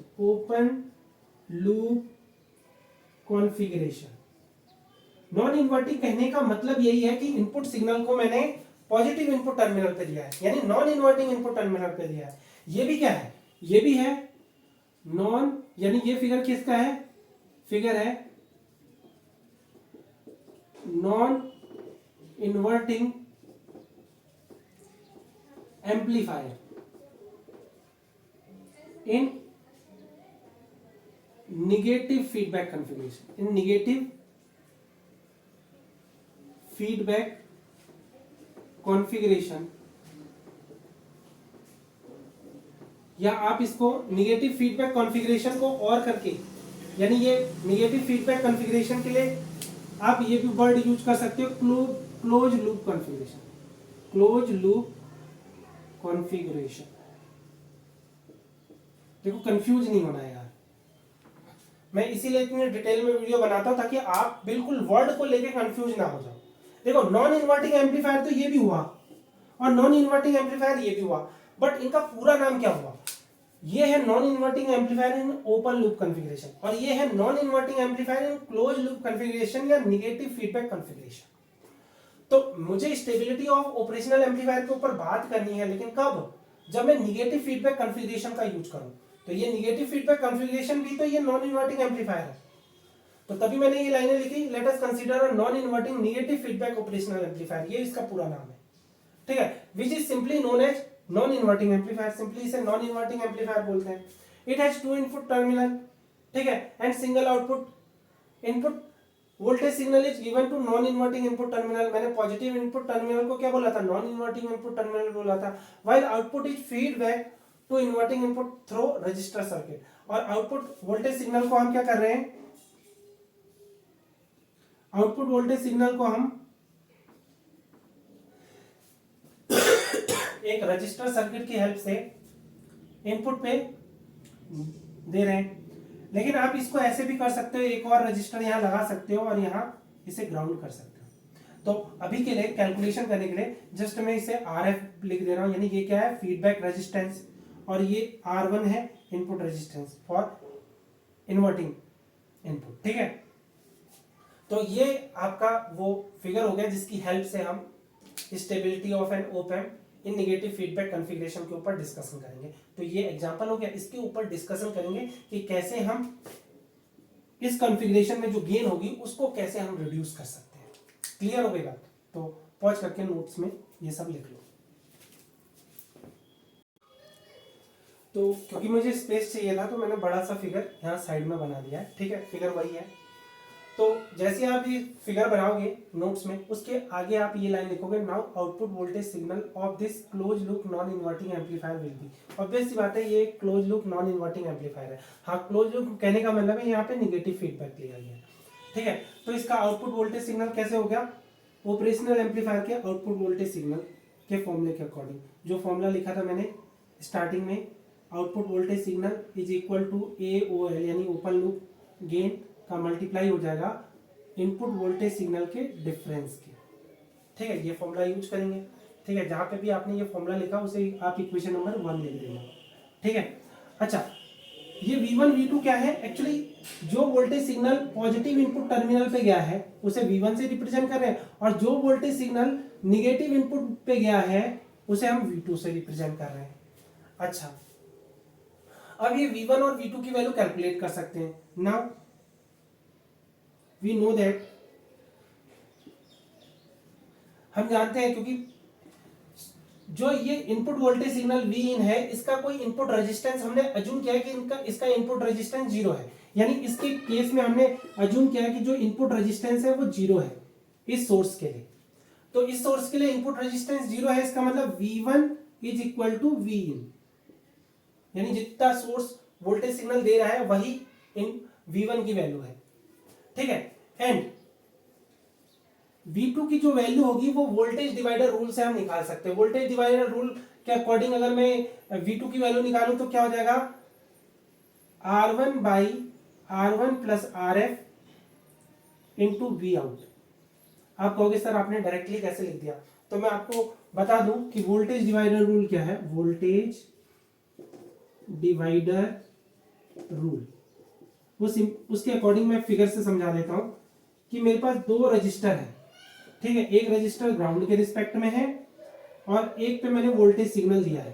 for example ये मैंने वोल्टेज सिग्नल दिया V, और यहां पे मैं वोल्टेज निकालना चाह रहा हूं कि इस V की वैल्यू क्या है, ठीक है, इस V की वैल्यू क्या है, ठीक है। इसे मैं फॉर एग्जांपल अभी के लिए, क्योंकि ये V, ठीक है, V1 लिख देते हैं, ये R1 है, ये R2 है, ठीक है। यानी ये रजिस्टर की वैल्यू है R1 और ये रजिस्टर की वैल्यू है R2, तो वोल्टेज डिवाइडर रूल क्या कहता है, यानी दोनों रेजिस्टेंस के बीच में वोल्टेज क्या होगा, V बराबर, हमें क्या करना है, दूसरा रेजिस्टेंस, जो रेजिस्टेंस ग्राउंड पे है उसकी वैल्यू, और जो रेजिस्टेंस वोल्टेज के साथ है उसकी वैल्यू प्लस ग्राउंड वाले रेजिस्टेंस की वैल्यू।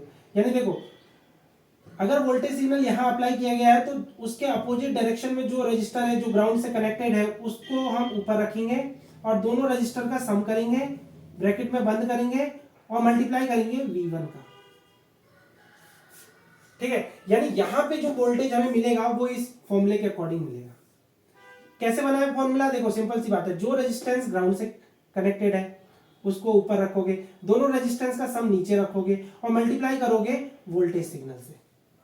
अच्छा, अब अप्लाई करते हैं इस पे। देखो यहां पे जो रेजिस्टेंस ग्राउंड पे है वो है R1, दोनों रेजिस्टेंस का सम क्या है R1 प्लस RF, ठीक है, और वोल्टेज सिग्नल क्या है V आउट। V आउट के अपोजिट डायरेक्शन में जो रेजिस्टेंस है वही ग्राउंड से कनेक्ट है। यहां पे भी देखो V1 के अपोजिट डायरेक्शन में जो है रेजिस्टेंस वो ग्राउंड से कनेक्ट है, तो वो ऊपर है। यहाँ पे ग्राउंड से कनेक्टेड रेजिस्टेंस क्या है R2 है, तो वो ऊपर है। यहाँ पे ग्राउंड से कनेक्टेड रेजिस्टेंस क्या है R1 है, तो वो ऊपर है। ठीक है, और दोनों रेजिस्टेंस का सम। तो इस तरह से आप V2 की वैल्यू को कैलकुलेट कर सकते हो। ये आपने कैसे कैलकुलेट किया, बाई वोल्टेज डिवाइडर रूल के अकॉर्डिंग ये कैलकुलेट किया है। देन फ्रॉम इक्वेशन 1, देन from equation 1 we get output voltage of non inverting amplifier क्या हो जाएगा AOL। ये AOL अगेन बता दूं, यहां साइड में लिख देना, AOL क्या है, फंक्शन ऑफ फ्रीक्वेंसी है, अभी समझाया था इससे पहले, इसीलिए मैंने स्टार्टिंग की चीजें पहले बता दी थी ताकि आपके माइंड में ये क्लियर है कि जो ओपन लूप गेन है AOL क्या है, ओपन लूप गेन है। ठीक है, यहीं पे लिख देना वेयर AOL इस टाइप की होगी, called open loop gain. Notes में इस इक्वेशन को लिखने के बाद वेयर आप ये सब लिख देना। ठीक है, फिर उसके बाद now we know that V1 की वैल्यू ये है, V2 की वैल्यू ये है। ठीक है, then from equation 1 we get, तो क्या हो जाएगा, V1 की वैल्यू पुट करो तो V इन। अच्छा, मैं एक और काम करता हूं, इस R1 plus RF, R1 upon R1 plus RF, इसको मैं B एज्यूम कर लूं तो ये V2 क्या हो जाएगा, V2 हो जाएगा, V2 क्या बन जाएगा, R1 plus RF multiply by V out, या इक्वल टू आप V आउट भी लिख सकते हो, कोई प्रॉब्लम। ठीक है, फिर लिखोगे नाउ हेंस। ठीक है, then from equation 1 we get, equation number 1 क्या थी, V आउट की जो वैल्यू थी वो किसके अकॉर्डिंग निकलेगी, AOL multiply by V1 minus V2। अच्छा, V1 और V2 की वैल्यू पुट करोगे तो क्या हो जाएगा, V out is equal to AOL, क्या हो जाएगा, V1 की वैल्यू है V इन, ठीक है देख लो, और V2 की वैल्यू है B आउट, V आउट। ठीक है, आगे की कैलकुलेशन करते हैं, पहले से क्लीन कर लें। तो क्या होगा, V out is equal to AOL into V in, फिर minus AOL into V out. अच्छा, ये V आउट वाले टर्म एक पास ले आओ तो क्या हो जाएगा, V out multiply by 1 plus AOL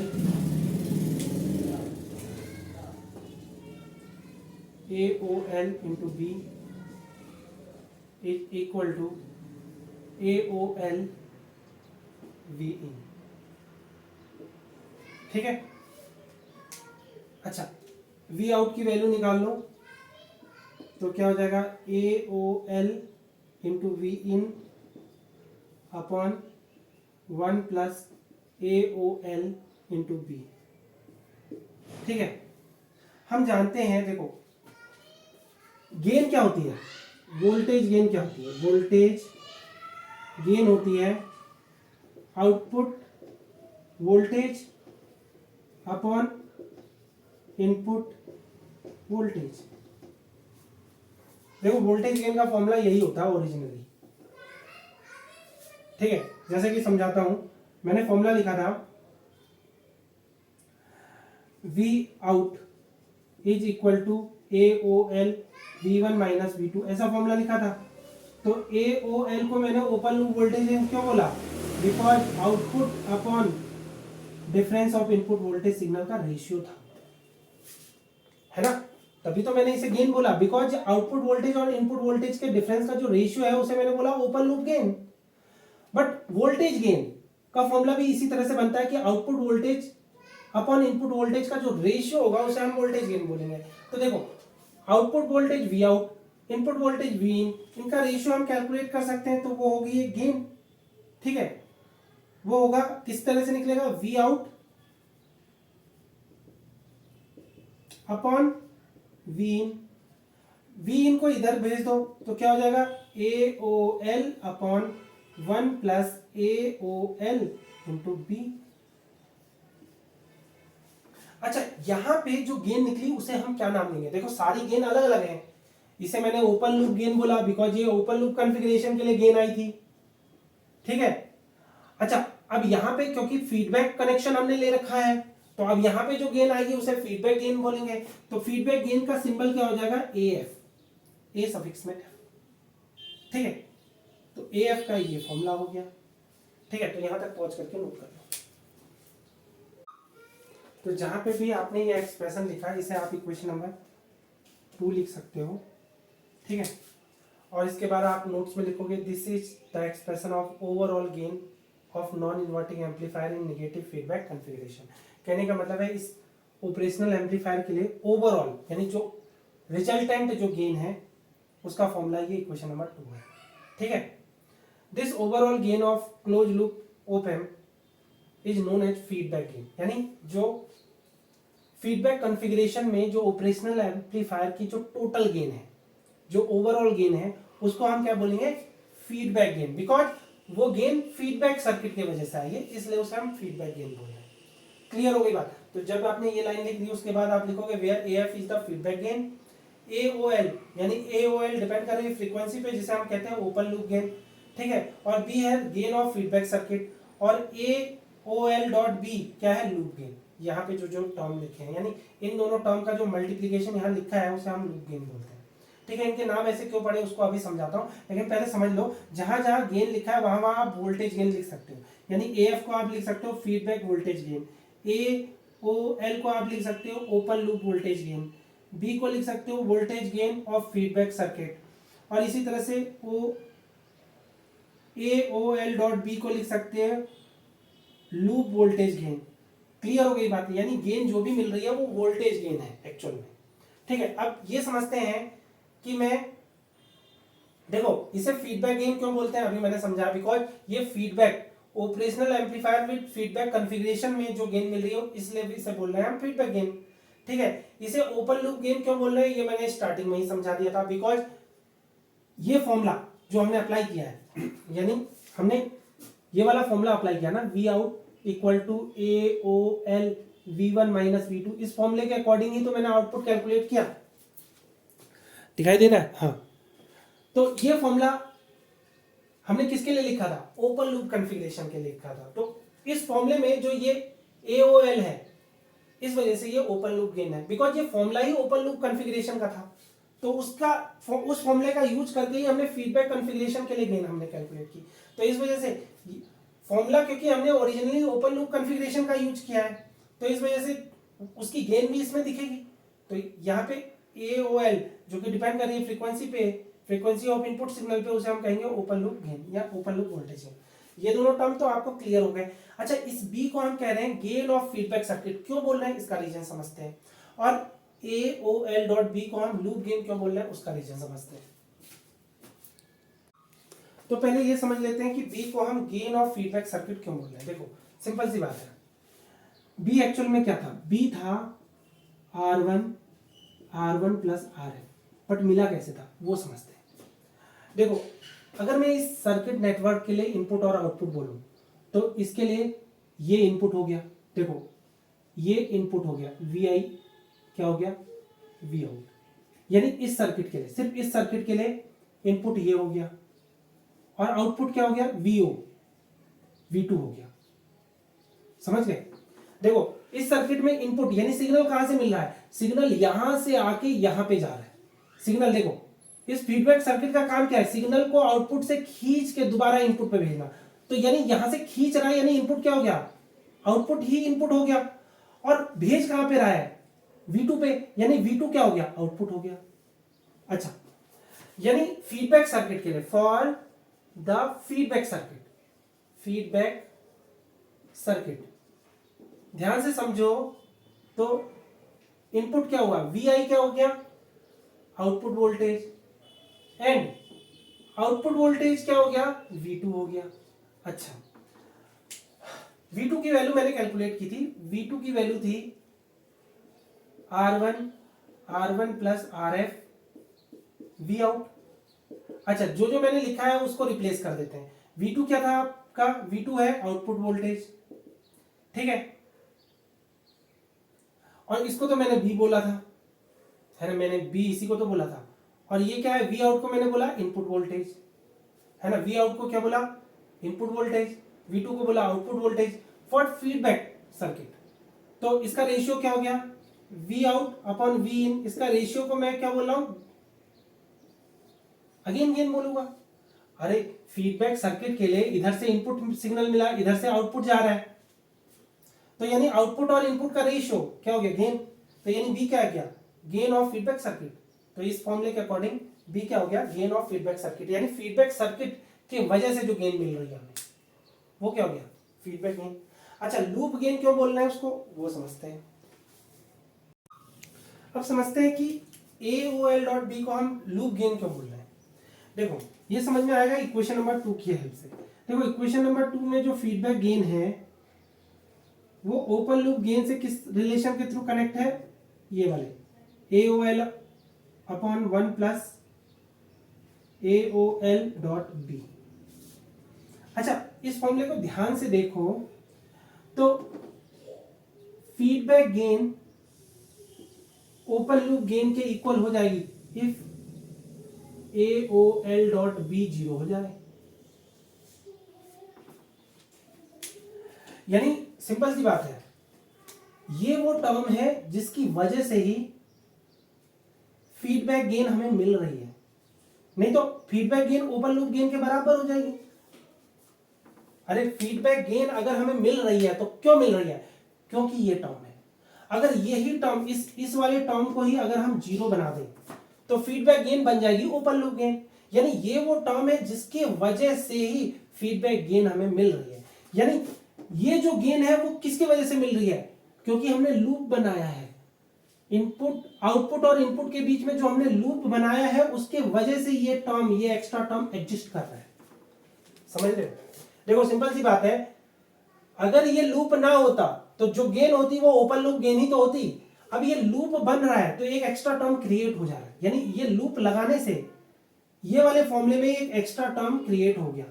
तो यानी ये जो टर्म आया है ये इस लूप के वजह से आया है, तो इस वजह से मैं इस वाले टर्म को क्या बोल रहा हूं, लूप गेन बोल रहा हूं। आई होप आपको समझ में आया होगा, ठीक है।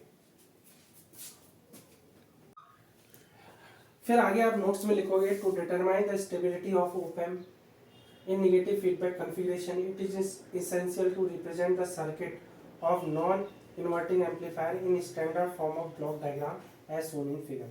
कहने का मतलब क्या है कि ये तो एक स्पेशल एग्जांपल के लिए हमने सर्किट बनाया था, लेकिन हर एक टाइप के नेगेटिव फीडबैक कॉन्फ़िगरेशन के लिए अगर हम एक ब्लॉक डायग्राम बनाएं तो वो ब्लॉक डायग्राम कुछ ऐसा होगा, ठीक है, जिसमें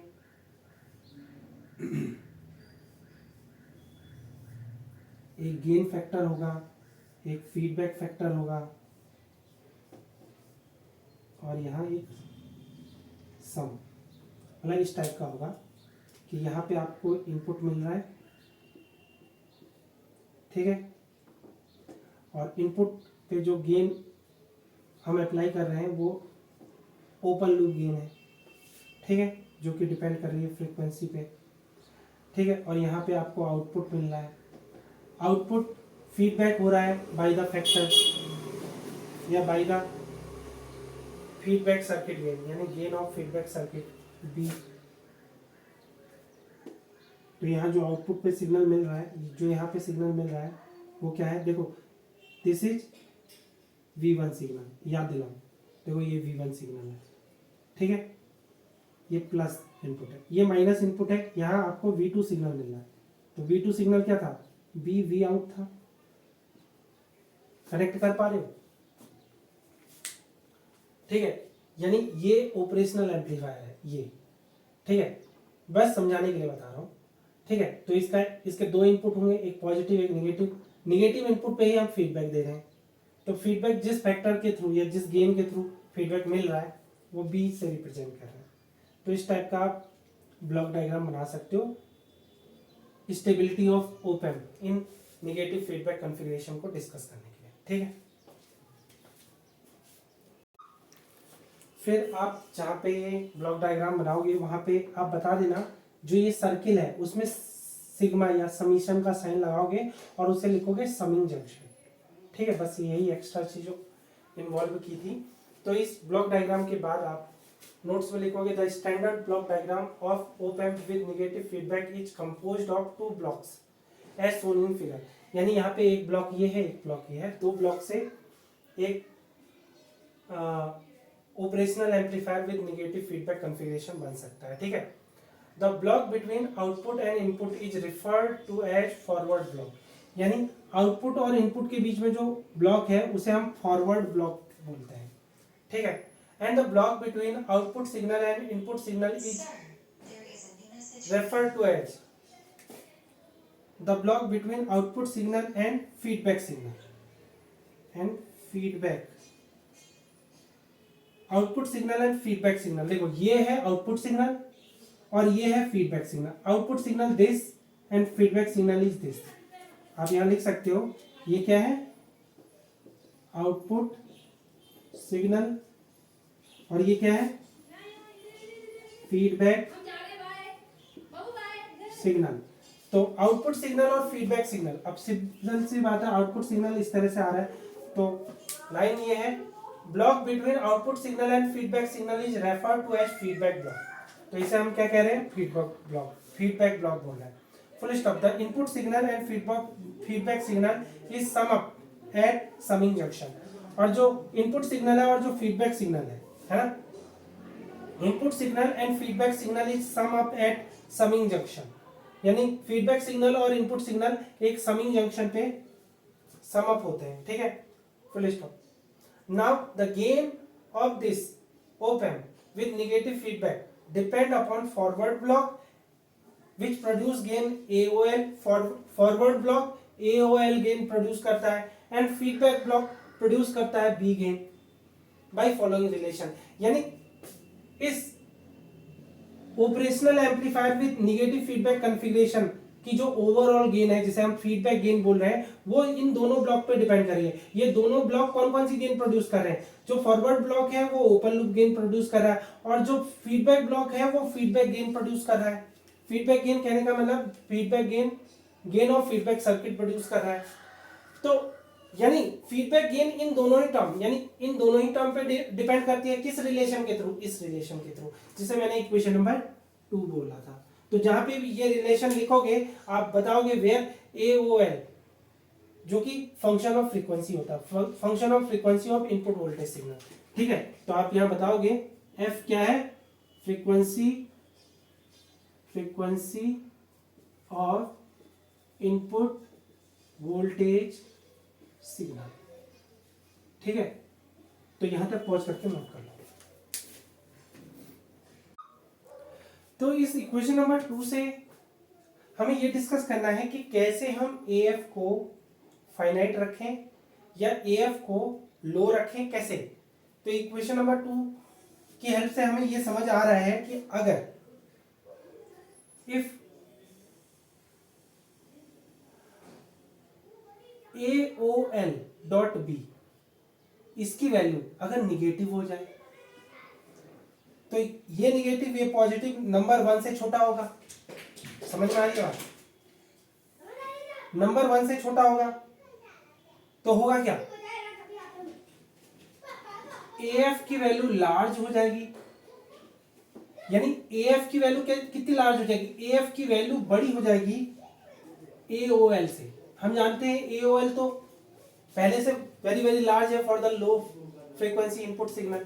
यानी ये क्या है, in this case op amp is not stable।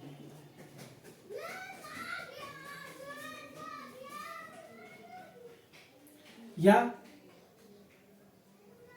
in this case op amp remain unstable. अभी नोट से लिखवाऊंगा बट अभी समझ लो क्या है कहानी कि इस इक्वेशन में हमें दिख रहा है कि अगर AOL डॉट बी इसकी वैल्यू निगेटिव हो जाए तो ये जो नंबर होगा ये 1 माइनस निगेटिव यानी 1 से छोटा नंबर होगा। 1 से छोटा नंबर यानी ये वाला जो टर्म है वो बड़ा बन जाएगा। कहने का मतलब है ओवरऑल AF लार्ज हो जाएगा अगर ये निगेटिव हो जाए। ये निगेटिव हो जाए यानी रिजल्ट क्या आएगा, AOL से बड़ा हो गया AF, यानी फीडबैक गेन तो और ज्यादा हो गई, और फीडबैक गेन और ज्यादा हो जाएगी तो इसका मतलब ये कंडीशन किसकी है कि ऑपरेशनल एम्पलीफायर हमारा अनस्टेबल रहेगा इस केस में। यानी हम ये कह सकते हैं operational amplifier is not stable कब, जब AOL डॉट बी की वैल्यू निगेटिव हो जाए। या इस केस में हम ये भी बोल सकते हैं कि ऑपरेशनल एम्पलीफायर अनस्टेबल होगा जब AOL डॉट बी की वैल्यू निगेटिव हो जाए। अच्छा, इफ AOL डॉट बी की वैल्यू पॉजिटिव हो जाए तो इससे क्या होगा, ये जो नंबर होगा ये 1 से बड़ा होगा नीचे वाला नंबर, ठीक है। तो नीचे वाला नंबर ये डिनोमिनेटर 1 से बड़ा होगा, इसका मतलब AF स्मॉल हो जाएगा इस फॉर्मूले के अकॉर्डिंग। यानी AF स्मॉल हो जाएगा, इसका मीनिंग ये है AF is less than AOL। यही तो हम चाहते थे कि हमें तो ऑपरेशनल एम्पलीफायर की गेन को रिड्यूस करना था और इस केस में रिड्यूस हो रही है गेन। यानी in this case op amp is stable, is to be stable, ठीक है। In this case op amp is to be stable. या और करके आप लिख सकते हो, और in this case op amp remain stable, op amp remain stable। Clear हो गई बात? तो ये दो कंडीशन है, एक कंडीशन में op amp स्टेबल रहेगा, एक में अनस्टेबल रहेगा। जब ये AOL डॉट बी की वैल्यू निगेटिव हो जाए तो ऑपरेशनल एम्पलीफायर अनस्टेबल हो जाएगा, और AOL डॉट बी की वैल्यू पॉजिटिव हो जाए तो उस केस में ऑपरेशनल एम्पलीफायर स्टेबल रहेगा, ठीक है। अच्छा, अगर AOL की वैल्यू AOL डॉट बी की वैल्यू 0 हो जाए, ये सिंपली ये बता रहा है कि हमने फीडबैक कनेक्शन लिया ही नहीं है। यानी ये कब पॉसिबल है, जब B की वैल्यू 0 हो जाए।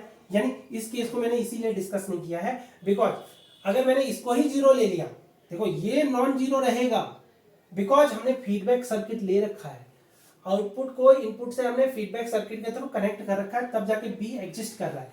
यानी AOL तो पहले से नॉन जीरो है और बी नॉट इक्वल टू 0 है फॉर द फीडबैक सर्किट। लेकिन जैसे फीडबैक सर्किट को हटाएंगे तो बी की वैल्यू 0 हो जाएगी। यानी ये ओपन लूप कॉन्फ़िगरेशन के लिए, ये क्लोज लूप कॉन्फ़िगरेशन के लिए, इनको डिस्कस करना जरूरी नहीं है। तो दो ही पॉसिबिलिटी है, या तो ये निगेटिव हो जाए और या तो ये पॉजिटिव हो जाए। जब ये वाला टर्म निगेटिव होगा तो इसे हम बोलेंगे, उस केस में बोलेंगे कि ऑपरेशनल एम्पलीफायर अनस्टेबल है। और जब इन दोनों का प्रोडक्ट यानी AOL डॉट बी का प्रोडक्ट पॉजिटिव हो जाए तो उस केस में ऑपरेशनल एम्पलीफायर स्टेबल होगा। क्लियर हो गई बात? इसको आप नोट्स में कैसे लिख सकते हो वो देख लो।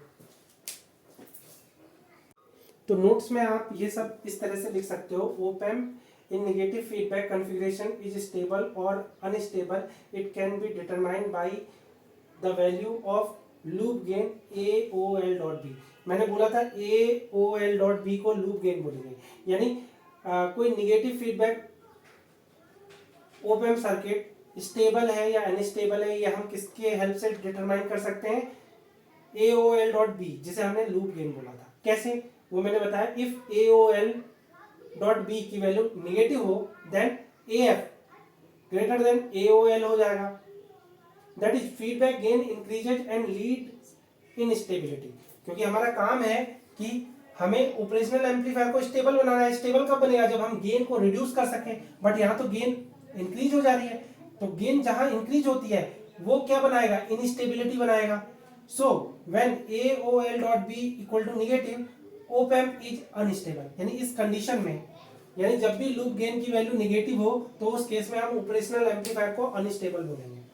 If AOL dot B equal to positive then AF is less than AOL, यानी इस फॉर्मूले के अकॉर्डिंग जब भी AOL डॉट बी की वैल्यू पॉजिटिव होगी, इस फॉर्मूले के अकॉर्डिंग AF की वैल्यू लेस देन AOL हो जाएगी, that is feedback gain decreases. यानी इससे ये पता चल रहा है जब भी AOL डॉट बी यानी फीडबैक सॉरी जो ये लूप गेन है इसकी वैल्यू जैसी पॉजिटिव होती है तो फीडबैक गेन डिक्रीज होने लग जाती है एंड लीड से स्टेबिलिटी, और जैसी फीडबैक गेन डिक्रीज होगी इससे स्टेबिलिटी इंक्रीज हो जाएगी। So when AOL dot B equal to positive, op amp is stable. तो सिंपल सी बात है, ऑपरेशनल एम्पलीफायर को स्टेबल बनाने के लिए आपको गेन को रिड्यूस करना होगा, और ऑपरेशनल एम्पलीफायर को अनस्टेबल बनाने के लिए गेन को इंक्रीज करना होगा। सिंपल सी बात है। यानी ऑपरेशनल एम्पलीफायर स्टेबल कब होगा, जब हम उसकी गेन को रिड्यूस करते चले जाएंगे, और ऑपरेशनल एम्पलीफायर अनस्टेबल कब होगा, जब हम उसकी गेन को इंक्रीज करते चले जाएंगे। तो ओवरऑल गेन क्या है, फीडबैक गेन। यानी operational amplifier with negative feedback circuit एक स्टेबल ऑपरेशनल एम्पलीफायर होगा कब, जब फीडबैक गेन डिक्रीज होती चली जाए, और ये operational amplifier with negative feedback circuit unstable होगा जब फीडबैक गेन इंक्रीज होती चली जाए। और इंक्रीज और डिक्रीज किसके बेसिस पे हो रही है, इस लूप गेन के बेसिस पे हो रही है। ठीक है, तो इससे यहां तक पहुंच करके नोट कर लो। फिर आप ये बताओगे, क्योंकि हम AOL डॉट बी की हेल्प से बता सकते हैं कि operational amplifier with negative feedback configuration stable है या अनस्टेबल है, तो ये वाला टर्म काफी इंपॉर्टेंट है। तो इसके बारे में आप बताओगे, thus we can say that stability of op amp in negative feedback configuration can be determined by loop gain। इसको मैंने क्या बोला था, लूप गेन बोला था। यानी हम किसी ऑपरेशनल एम्पलीफायर की नेगेटिव फीडबैक कॉन्फ़िगरेशन में स्टेबिलिटी को किसकी हेल्प से चेक कर सकते हैं, इस लूप गेन वाले टर्म की हेल्प से चेक कर सकते हैं। सिंस AOL, क्योंकि मैंने बताया था ये AOL क्या है, ओपन लूप गेन, जो कि डिपेंड कर रही थी फ्रीक्वेंसी पे, तो आप बताओगे AOL depend upon the frequency of input voltage signal and it is a complex function. मैंने स्टार्टिंग में बताया था कि जो AOL है उसका फॉर्मूला होता है A/1 प्लस JF/F0। यानी AOL क्या है, फ्रीक्वेंसी का फंक्शन है, जो कि एक कॉम्प्लेक्स फंक्शन होता है। तो क्योंकि AOL एक कॉम्प्लेक्स फंक्शन है, तो इस वजह से क्या होता है, जो लूप गेन है ये भी एक कॉम्प्लेक्स फंक्शन बन जाता है। So loop gain AOL will also be a complex function for which we can determine the magnitude and phase angle। अब सिंपल सी बात है, कोई अगर मेरे पास एक कॉम्प्लेक्स नंबर है जैसे z है, a प्लस आई बी है, तो उसके लिए मैं मॉड भी निकाल सकता हूँ इस फॉर्मूले की हेल्प से कि अंडर के अंदर a square plus B square, और इसका फेज एंगल थीटा भी कैलकुलेट कर सकता हूँ tan inverse b by a इस फॉर्मूले से। तो क्योंकि मैं ये बोल रहा हूं कि जो AOL डॉट बी है जिसे हम लूप गेन बोल रहे हैं वो एक कॉम्प्लेक्स फंक्शन है, तो उस कॉम्प्लेक्स फंक्शन के लिए हम उसका मैग्नीट्यूड और उसका फेज एंगल भी कैलकुलेट कर सकते हैं, बिकॉज कॉम्प्लेक्स एनालिसिस में हमने ये फॉर्मूले पढ़े हैं। बट हम कैलकुलेट करके नहीं दिखाएंगे, इनके बेसिस पे हम स्टेबिलिटी अब बताएंगे, है ना। अब तक हम स्टेबिलिटी इसकी वैल्यू पे बता रहे थे, बट अब हम स्टेबिलिटी बताएंगे कि इसका मॉड और इसका फेज एंगल क्या हो तो स्टेबल होगा और कब अनस्टेबल होगा, इसके ऊपर डिस्कस करेंगे। ठीक है, तो यहां तक पहुंच करके नोट कर लो। अब हम क्या करने जा रहे हैं, जो ये लूप गेन है AOL डॉट बी, जिसे हम लूप गेन बोल रहे हैं, क्योंकि अभी मैंने ये प्रूफ किया ये कॉम्प्लेक्स फंक्शन है, अभी प्रूफ किया कैसे, मैंने बताया था जो AOL है वो फंक्शन ऑफ फ्रीक्वेंसी है, किस फॉर्मूले के अकॉर्डिंग, इस फॉर्मूले के अकॉर्डिंग, JF/F0 के अकॉर्डिंग, जो कि स्टार्टिंग में मैंने बताया था। ठीक है, तो मैंने बोला था कि कोई कॉम्प्लेक्स नंबर A+IB का हम मैग्नीट्यूड कैलकुलेट कर सकते हैं इस फॉर्मूले के अकॉर्डिंग, A² + B² के अंदर, और इसका फेज एंगल थीटा भी कैलकुलेट कर सकते हैं tan इनवर्स B/A वाले फॉर्मूले से। तो ऑब्वियस सी बात है, मैंने इसके लिए स्टार्टिंग में बताया था कि जो इसका मैग्नीट्यूड होगा AOL का जो मॉड होगा वो A/√1 + F/F0 का स्क्वायर था। अच्छा, इसका जो फेज एंगल थीटा था वो माइनस tan इनवर्स F/F0 था, ये था। ठीक है, मैं चेक कर लूं एक बार। ठीक है, तो सिंपल सी बात है। अब ये जो AOL की जैसी फॉर्म होगी इसकी भी उसी टाइप की फॉर्म होगी, तो यानी इसके लिए भी मैं क्या कैलकुलेट कर सकता हूँ, AOL.B का मैग्नीट्यूड भी कैलकुलेट कर सकता हूँ, और मैग्नीट्यूड डेसिबल में कैलकुलेट करते हैं। मैं बताऊँ इसका मैग्नीट्यूड 120 टू 0 डेसिबल के बीच में आ सकता है। जस्ट एक एग्जांपल बता रहा हूँ ताकि आप कहो कि इसकी वैल्यू क्या होगी, तो एक माइंड में डेटा होना चाहिए। और ऐसे इसके फेज एंगल की वैल्यू, यानी इसके थीटा की वैल्यू, थीटा फॉर AOL.B, इसकी वैल्यू भी मैं आपके माइंड में क्लियर कर दूं। इसकी वैल्यू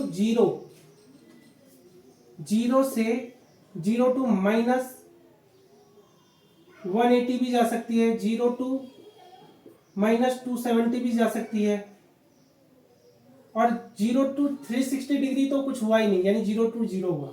यानी इसकी वैल्यू कहां से कहां तक जा सकती है, 0 टू -90 जा सकती है, 0 टू -180 जा सकती है, 0 टू -270 डिग्री जा सकती है। ठीक है, अभी फील दिलाता हूं कि ये होता क्या है। यानी पहले लाइनें समझ लो। On the basis of magnitude and phase angle, यानी on the basis of magnitude and phase angle the loop gain can be determined,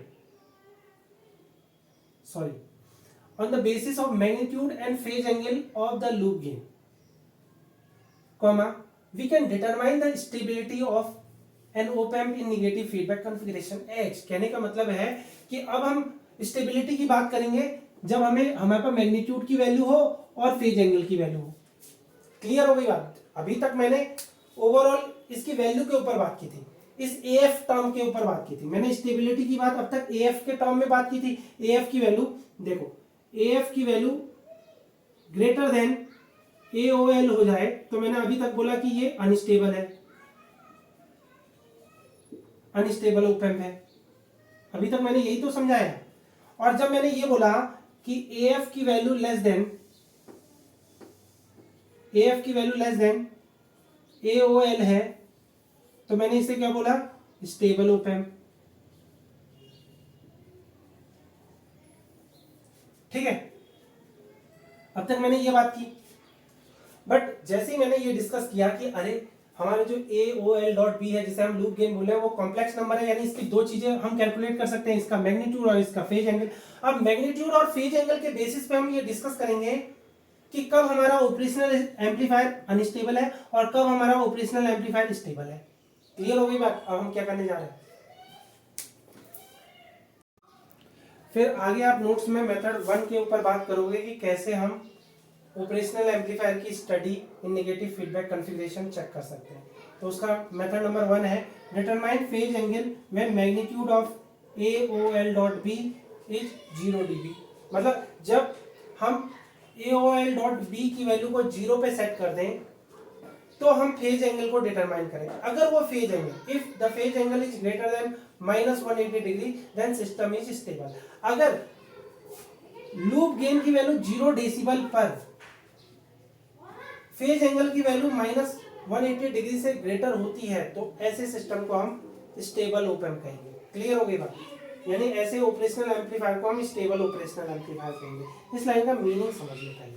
देखो सिंपल सी बात है, AOL.B मैंने बोला था, देखो सिंपल सी बात है,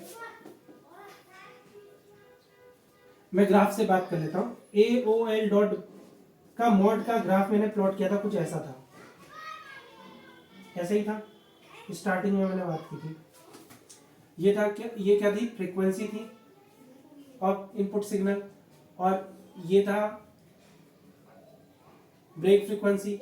तो हम देख रहे हैं कि जो ओपन लूप गेन है वो फ्रीक्वेंसी के साथ साथ चेंज हो रही है। तो अगर मान लो यहाँ पे 100 dB था तो कहीं 0 dB तो मिलेगा, ये 0 dB है, यानी गेन लगातार चेंज हो रही है जैसे जैसे फ्रीक्वेंसी चेंज हो रही है ना। AOL के केस में जब ऐसा हो सकता है तो ऑब्वियस सी बात है इसके मॉड के केस में भी गेन लगातार चेंज होगी, जैसे जैसे फ्रीक्वेंसी इंक्रीज होगी इसकी गेन की वैल्यू डिक्रीज होगी। यानी ऐसा सिमिलर टाइप का ग्राफ इसके लिए भी तो हो सकता है, AOL.B के मॉड का ग्राफ, यानी जैसे जैसे फ्रीक्वेंसी इंक्रीज होगी इसकी गेन भी डिक्रीज होके कहीं तो गेन 0 पे मिलेगी, 0 dB तो पहुंचेगी कहीं पे गेन। तो हम उस कंडीशन पे, यानी जिस फ्रीक्वेंसी पे इसके मॉड की वैल्यू 0 dB पहुंच रही है, उस फ्रीक्वेंसी पे, उस फ्रीक्वेंसी यानी फॉर एग्जांपल ये फ्रीक्वेंसी है, इसे मैं अभी के लिए एफ डैश बोल रहा हूं, इसे अभी के लिए मैं क्या बोल रहा हूं, एफ डैश, इस फ्रीक्वेंसी को अभी मैं एफ डैश बोल रहा हूं। तो एफ डैश पे अगर हमें, यानी अभी के लिए ये समझ लो for F equal to F dash frequency पे अगर इसके मॉड की वैल्यू 0 dB मिल रही है तो देन इस frequency F equal to F dash पे हमें इस एंगल थीटा को कैलकुलेट करना होगा। अगर angle theta, phase angle theta आप कैलकुलेट कर सकते हो अगर आपके पास इसका एक्सप्रेशन होगा, तो जिस फ्रीक्वेंसी के लिए, क्योंकि इसका एक्सप्रेशन फ्रीक्वेंसी के टर्म में होगा, अरे जब इसका एक्सप्रेशन AOL का एक्सप्रेशन A/1 + J F/F0 है, फ्रीक्वेंसी के टर्म में है, तो इसका भी एक्सप्रेशन कहीं ना कहीं फ्रीक्वेंसी के टर्म में होगा, AOL.B, ये भी फंक्शन ऑफ फ्रीक्वेंसी होगा। यानी क्योंकि ये कॉम्प्लेक्स नंबर है और फंक्शन ऑफ फ्रीक्वेंसी है, इसका मतलब कॉम्प्लेक्स नंबर के लिए जब हम एंगल थीटा निकालेंगे F equal to F dash पे, अगर वो ग्रेटर देन -180 डिग्री निकलता है तो इस कंडीशन को हम क्या बोलेंगे कि ओपेम क्या है, स्टेबल है, स्टेबल ओपेम है। अच्छा, ग्रेटर देन -180 कहने का मतलब थीटा की वैल्यू कहां से कहां तक रेंज करे, 0 to -179 डिग्री के बीच में अगर लाई कर रहा है थीटा, तब तक हम ये कहेंगे कि operational amplifier stable operational amplifier है। मीनिंग समझ में आ रही है बात? देखो सिंपल सी बात है, ये एक कॉम्प्लेक्स नंबर है और फंक्शन ऑफ फ्रीक्वेंसी है, जैसे जैसे फ्रीक्वेंसी इंक्रीज होगी ये वाला नंबर डिक्रीज होगा। तो जिस फ्रीक्वेंसी पे इस वाले टर्म की जो गेन आई वो ये लूप गेन है, तो लूप गेन जैसी 0 dB जिस फ्रीक्वेंसी पे आई उस फ्रीक्वेंसी पे हम फेज एंगल थीटा को मेजर करेंगे। अब वो फेज एंगल थीटा अगर 180 डिग्री -180 डिग्री से बड़ा नंबर आता है, यानी इसके बीच में लाई करता है, तो उस केस में हम क्या बोलेंगे कि ऑपरेशनल एम्पलीफायर एक स्टेबल ऑपरेशनल एम्पलीफायर है। यही इन लाइनों का मतलब है। Determine the phase angle when magnitude of AOL.B is 0 dB if phase angle is greater than -180 degree, the system is stable. अच्छा, however for some system magnitude of AOL.B may never be 0 dB, then we use second method to check stability. कभी कभी क्या होता है कि देखो ये जो मैंने ग्राफ प्लॉट किया ये तो AOL का मॉड था ना, इसका ग्राफ था ना, बट इसका ग्राफ कभी कभी 0 के इक्वल आता ही नहीं है, मतलब कभी 0 dB पे पहुंचता ही नहीं है। तो जब भी इसका मॉड, जब भी AOL डॉट यानी लूप गेन का मॉड जब भी 0 dB तक पहुंचे ही ना, तो उस केस में क्या करना चाहिए, उसके लिए हमें दूसरा मेथड ट्राई करना चाहिए। अब वो दूसरा मेथड देखते हैं। सेकंड मेथड में क्या होगा कि सिंपल सी बात है, अगर लूप गेन का मॉड कभी 0 dB पे पहुंचता ही नहीं है, फ्रीक्वेंसी चेंज करने के साथ साथ लूप गेन का जो मॉड है वो कभी 0 dB पे पहुंचता ही नहीं है, तो उस केस में अगर मुझे ऑपरेशनल एम्पलीफायर की स्टेबिलिटी चेक करनी है तो मुझे फिर फेज एंगल का ग्राफ देखना होगा। यानी मैंने बताया था जो फेज एंगल थीटा है, यानी इस लूप गेन का जो फेज एंगल होगा, क्योंकि लूप गेन एक कॉम्प्लेक्स नंबर है, कॉम्प्लेक्स नंबर का फेज एंगल निकाल सकते हैं, तो फेज एंगल भी फ्रीक्वेंसी के साथ साथ चेंज होता है।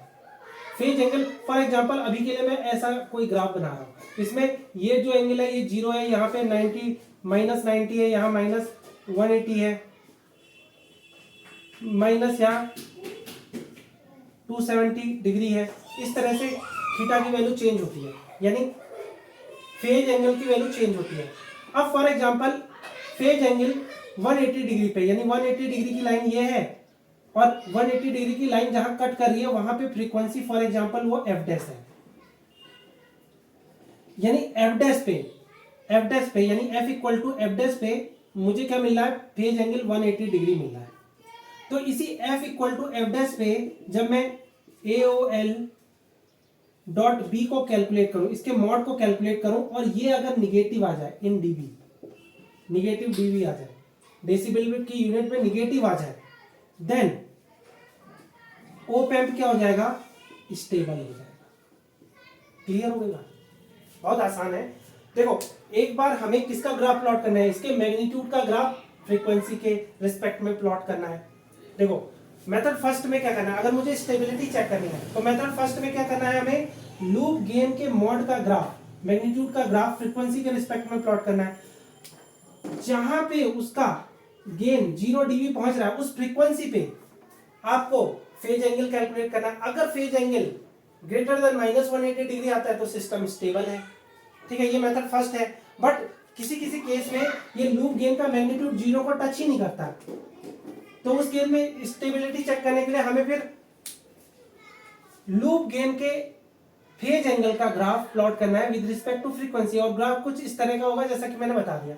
अब इस ग्राफ में फेज एंगल जहां पे -180 डिग्री पहुंचा है वहां पे फ्रीक्वेंसी देख लेनी है, यानी फ्रीक्वेंसी एफ डैश के लिए जब फेज एंगल -180 डिग्री था उस फ्रीक्वेंसी पे हमें इसका मॉड कैलकुलेट करना है, लूप गेन का मॉड। अगर लूप गेन का मॉड अगर निगेटिव आता है तो उस केस में हम क्या बोलेंगे कि सिस्टम स्टेबल है।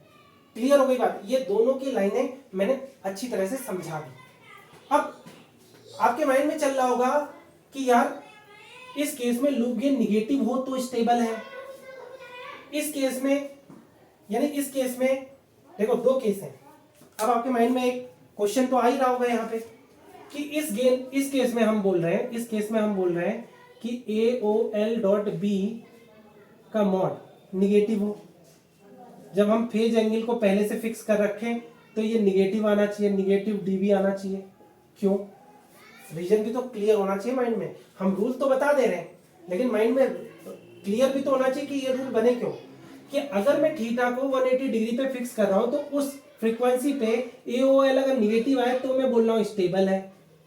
अच्छा, दूसरे केस में हमने क्या किया, यानी फर्स्ट केस, ये क्या था, केस सेकंड, केस सेकंड ध्यान रखना, यानी ये क्या था, मेथड सेकंड था। और मेथड फर्स्ट में हम क्या कर रहे थे, मेथड फर्स्ट में हम क्या कर रहे थे कि हम AOL डॉट बी को 0 dB पे सेट करके थीटा की वैल्यू को प्रूफ कर रहे थे ये ग्रेटर देन -180 डिग्री हो जाए, -180 डिग्री हो जाए। -180 डिग्री यानी 0 से 179 डिग्री के बीच में आ जाए, 0 से -179 डिग्री के बीच में आ जाए। तो ये हम रूल कैसे डिसाइड कर दिया, हमने मेथड में ये जो दो रूल बनाए कि जब थीटा की वैल्यू हम 180 पे फिक्स करें, मतलब जब थीटा की वैल्यू, फिर से लिख लेते हैं दोनों रूल क्या है। देखो सिंपल सी बात है, पहला मेथड क्या है, जब हम मॉड लूप गेन के मॉड को 0 dB पे सेट करें तो थीटा की वैल्यू ग्रेटर देन -180 डिग्री निकल जाए तो ये स्टेबल है। और सेकंड मेथड में क्या था कि थीटा को -180 डिग्री पे सेट करना है और फिर AOL डॉट बी यानी लूप गेन के मॉड को निगेटिव डीबी प्रूफ कर देना है, तो ये कंडीशन क्या है, स्टेबल की, स्टेबल ओप एम्प की कंडीशन है। और ये क्या है, स्टेबल ओप एम्प की कंडीशन है। ये भी क्या है, स्टेबल ओप एम्प की कंडीशन है। तो यार इस कंडीशन में ये 0 dB का क्या मीनिंग है ना, मॉड लूप गेन का मॉड 0 dB आया तो फेज एंगल थीटा की वैल्यू ग्रेटर देन -180 क्यों है, मतलब इन वैल्यू के पीछे लॉजिक क्या है वो बस समझाऊंगा मैं आपको। आई होप आपको क्लियर हुआ। रूल तो मैंने समझा दिया, लाइन बाय लाइन मीनिंग क्या है वो मैंने समझा दिया, बट इन दोनों मेथड में ये जो नंबर का खेल हो रहा है कि ये निगेटिव बन रहा है और ये 180 डिग्री बन जा रहा है, -180 डिग्री, ये 0 dB बन रहा है, ये -180 डिग्री बन रहा है। तो ये नंबर एक्चुअल में आ क्यों रहे हैं और ये नंबर हमें सजेस्ट क्या कर रहे हैं, बता क्या रहे हैं, उसके ऊपर डिस्कस कर लेते हैं। देखो सबसे पहले ये समझो कि फेज शिफ्ट किस तरह से सिग्नल को अफेक्ट करता है। देखो मैं बताऊं कि ये क्या है, एक्चुअली ऑपरेशनल एम्पलीफायर है ना। ये जो है ये ऑपरेशनल एम्पलीफायर है, ये नेगेटिव है पॉजिटिव, और यहाँ पे हम इनपुट सिग्नल दे रहे हैं, यहाँ पे आउटपुट मिल रहा है, और यहाँ पे हमने फीडबैक, यानी मैंने ये डायग्राम यहीं से तो बनाया कि इस टाइप का एक फीडबैक सर्किट है।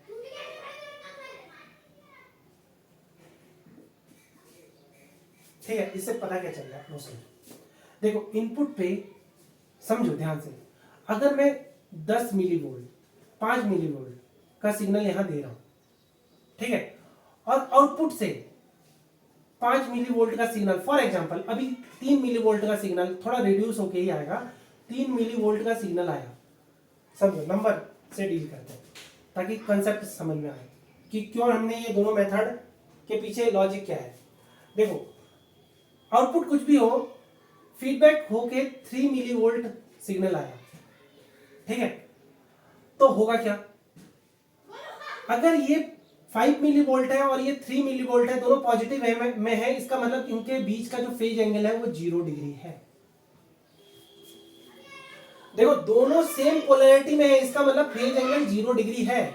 समझ में आ रही है बात? अच्छा, जब फेज एंगल 0 डिग्री होता है तो आउटपुट इस फॉर्मूले के अकॉर्डिंग क्या होना चाहिए, V1 माइनस V2। मैं ये V1 V2 की वैल्यू बता रहा हूँ डायरेक्ट, मैंने बता दिया, ये डायरेक्ट V1 और V2 की वैल्यू बता रहा हूँ कि फीडबैक होने के बाद हमने V2 को कैलकुलेट किया, ये क्या है V1 है और ये क्या है V2 है, तो V2 की डायरेक्ट वैल्यू बता रहा हूँ आफ्टर फीडबैक गेन, ठीक है, gain of feedback circuit V2 की वैल्यू बता रहा हूँ, तो होगा क्या, VO इक्वल टू क्या हो जाएगा AOL, और ये हो जाएगा 5 माइनस 3, यानी ये हो जाएगा VO इक्वल टू 2AOL। तो हम देख रहे हैं कि आउटपुट रिड्यूस हो रहा है जब थीटा क्या है 0 डिग्री है। लेकिन अगर मैं थीटा को 180 डिग्री कर दूं, समझो अगर मैं थीटा को 180 डिग्री कर दूं, अब केस सेकंड की बात कर रहे हैं, ये तो केस फर्स्ट कर दिया, केस सेकंड जब थीटा की वैल्यू 180 डिग्री करी तो 180 डिग्री कहने का मतलब ये आएगा निगेटिव में। समझ में आ रही बात? अगर मैं कह रहा हूं phase angle theta equal to 180 हो गया ये, तो इसका मतलब V1 की वैल्यू है 5 मिली वोल्ट और V2 की वैल्यू है -3 मिली वोल्ट, तो आउटपुट क्या हो गया, VO क्या हो गया AOL, और V1 minus V2, V1 minus V2, तो VO की वैल्यू क्या हो गई AOL, ये हो गई 5 और माइनस माइनस प्लस यानी 3, यानी क्या हो गया 8 AOL, तो इंक्रीज हो रहा है। मैंने बोला था कि आउटपुट रिड्यूस होना चाहिए। देखो गेन क्या होती है, गेन होती है ओवरऑल गेन क्या होती है, output voltage upon input voltage. तो गेन को रिड्यूस करने के लिए मुझे आउटपुट की वैल्यू को रिड्यूस करना होगा। देखो आउटपुट जितना कम होगा गेन उतनी कम होगी, इस फॉर्मूले से दिख रहा है, आउटपुट जितना कम होगा गेन उतनी कम होगी। स्टेबल बनाने के लिए मुझे क्या करनी है, गेन को कम करना है, यानी आउटपुट को कम करना है। यहाँ पे देखो आउटपुट कम हो रहा है, यहाँ पे आउटपुट इंक्रीज हो रहा है। अच्छा सिंपल सी बात है, यानी थीटा की वैल्यू जब तक -180 डिग्री से कम रहेगी, ये क्या है -180 डिग्री की बात हुई, ठीक है, प्लस मैंने बता दिया लेकिन माइनस के लिए भी यही होगा, ठीक है, सिंपल सी बात है। थीटा 0 से लेके -180 डिग्री के बीच में गेन रिड्यूस ही होगी। हाँ ये हो सकता है कि 0 डिग्री पे सबसे ज्यादा रिड्यूस होगी और -170, देखो 0 डिग्री पे मैक्सिमम रिड्यूस होगी और -179 डिग्री पे मिनिमम रिड्यूस होगी। समझ में आ रही है बात? लेकिन रिड्यूस तो होगी जब तक वो 180 डिग्री से ना पहुंचे, और जैसी 180 डिग्री पे पहुंचती है तो गेन रिड्यूस नहीं हो रही है, अभी इंक्रीज हो रही है। आगे बात समझ में? अब 180 से लेके -270 डिग्री तक गेन इंक्रीज ही होगी। क्लियर हो गई बात? तब जाके ये लॉजिक आ रहा है, तब जाके ये लॉजिक आया कि अगर लूप गेन का जो मैग्नीट्यूड है वो 0 dB है, यानी आउटपुट जब कुछ भी नहीं मिल रहा है, तो उस केस में जो ये फेज एंगल होगा वो 180 डिग्री से ज्यादा कम नहीं होना चाहिए, ज्यादा ही होना चाहिए। यानी 180 डिग्री से ज्यादा होने कहने का मतलब है 0 और 179 के बीच में आना चाहिए, 0 और 179 के बीच में आना चाहिए। लॉजिक समझ में आ रहा है? यानी जब लूप गेन 0 dB पहुंचे उस केस में फेज एंगल -180 डिग्री से बड़ा ही हो, बड़ा हो कहने का मतलब 0 और 179 के बीच में अगर एग्जिस्ट कर रहा है तो इसका मतलब आउटपुट रिड्यूस ही होगा। आउटपुट रिड्यूस होगा इसका मतलब गेन रिड्यूस हो रही है, इसका मतलब हमारा ऑपरेशनल एम्पलीफायर स्टेबल है। चलो ये बात हो गई। अब दूसरे रूल पे बात कर लेते हैं। और दूसरा रूल क्या था कि मैंने ये बोला कि कुछ केस में जो लूप गेन का मैग्नीट्यूड है वो 0 dB पर पहुंचता ही नहीं है, तो उस केस में मुझे क्या करना है, पहले से मुझे ये सेट कर लेना है कि आउटपुट का फीडबैक कब निगेटिव मिल रहा है। कब निगेटिव मिल रहा है इसका मतलब -180 डिग्री का केस हो गया। यानी जब फेज एंगल -180 डिग्री हुआ तो उस केस में अगर ऑपरेशनल एम्पलीफायर की ओपन लूप गेन, इसको मैं मिटाता हूं फिर समझाता हूं, है ना। यानी ये सेकंड केस को समझाने के लिए अगेन मुझे स्पेस चाहिए, ठीक है, तो मिटा के समझाता हूं। तो सेकंड केस में क्या करेंगे हम, सिंपल सी बात है, जो फेज एंगल है वो फ्रीक्वेंसी पे डिपेंड कर रहा है। जैसे जैसे फ्रीक्वेंसी इंक्रीज करेंगे फेज एंगल डिक्रीज होगा यानी किसी फ्रीक्वेंसी पे एफडेस पे फेज एंगल थीटा की वैल्यू -180 डिग्री जैसी हमें मिल गई, तो उस फ्रीक्वेंसी पे जो फीडबैक सिग्नल है V2, जो फीडबैक सिग्नल है वो V2 हमें निगेटिव ही मिलेगा। फॉर एग्जांपल जो हमने यूज किया है, यानी V2 की वैल्यू अगर -3 मिलीवोल्ट मिल रही है तो आउटपुट का फॉर्मूला हम लगाएंगे तो ये हो जाएगा AOL V1 - V2। तो आउटपुट का वोल्टेज क्या हो गया, AOL V1, अब माइनस माइनस क्या हो जाएगा, इसकी वैल्यू पुट करोगे तो -+3 मिलीवोल्ट। तो कहने का मेरा मीनिंग ये है कि जब फेज एंगल को हम निगेटिव कर रहे हैं तो आउटपुट इंक्रीज हो रहा है, बट इस केस में अगर हम AOL.B का जो मैग्नीट्यूड है अगर वो निगेटिव dB कैलकुलेट कर ले रहे हैं, अब सिंपल सी बात है यार, कंडीशन एकदम उल्टी है। जब फेज एंगल -180 डिग्री है तो उस केस में आउटपुट इंक्रीज हो रहा है, और फॉर्मूले के अकॉर्डिंग जो फीडबैक गेन है वो क्या होता है, आउटपुट अपॉन इनपुट का रेशियो होता है। क्योंकि आउटपुट इंक्रीज हो रहा है इस वजह से गेन इंक्रीज होगी, तो यानी ये अनस्टेबल कंडीशन को अप्रोच कर रहा है। बट उस केस में अगर मैं इसको निगेटिव सेट कर लेता हूं, क्योंकि देखो AOL मैंने बताया था, जो AOL का जो मॉड है यानी ओपन लूप जो गेन है वो डिक्रीज होती है जैसे जैसे फ्रीक्वेंसी इंक्रीज होती है। यानी AOL को हम अपने अकॉर्डिंग सेट कर सकते हैं, B को अपने अकॉर्डिंग सेट कर सकते हैं। B क्या था, B था R1 प्लस RF। तो इन दोनों को अगर हम अपने अकॉर्डिंग सेट करके कुछ ऐसा बना देते हैं कि जब थीटा की वैल्यू -180 डिग्री हो तो इसका मॉड निगेटिव dB अगर पहुंच जाए तो उस केस में हम कहेंगे कि ऑपरेशनल एम्पलीफायर स्टेबल है। ठीक है, तो इस वीडियो में इतना ही। Okay bye.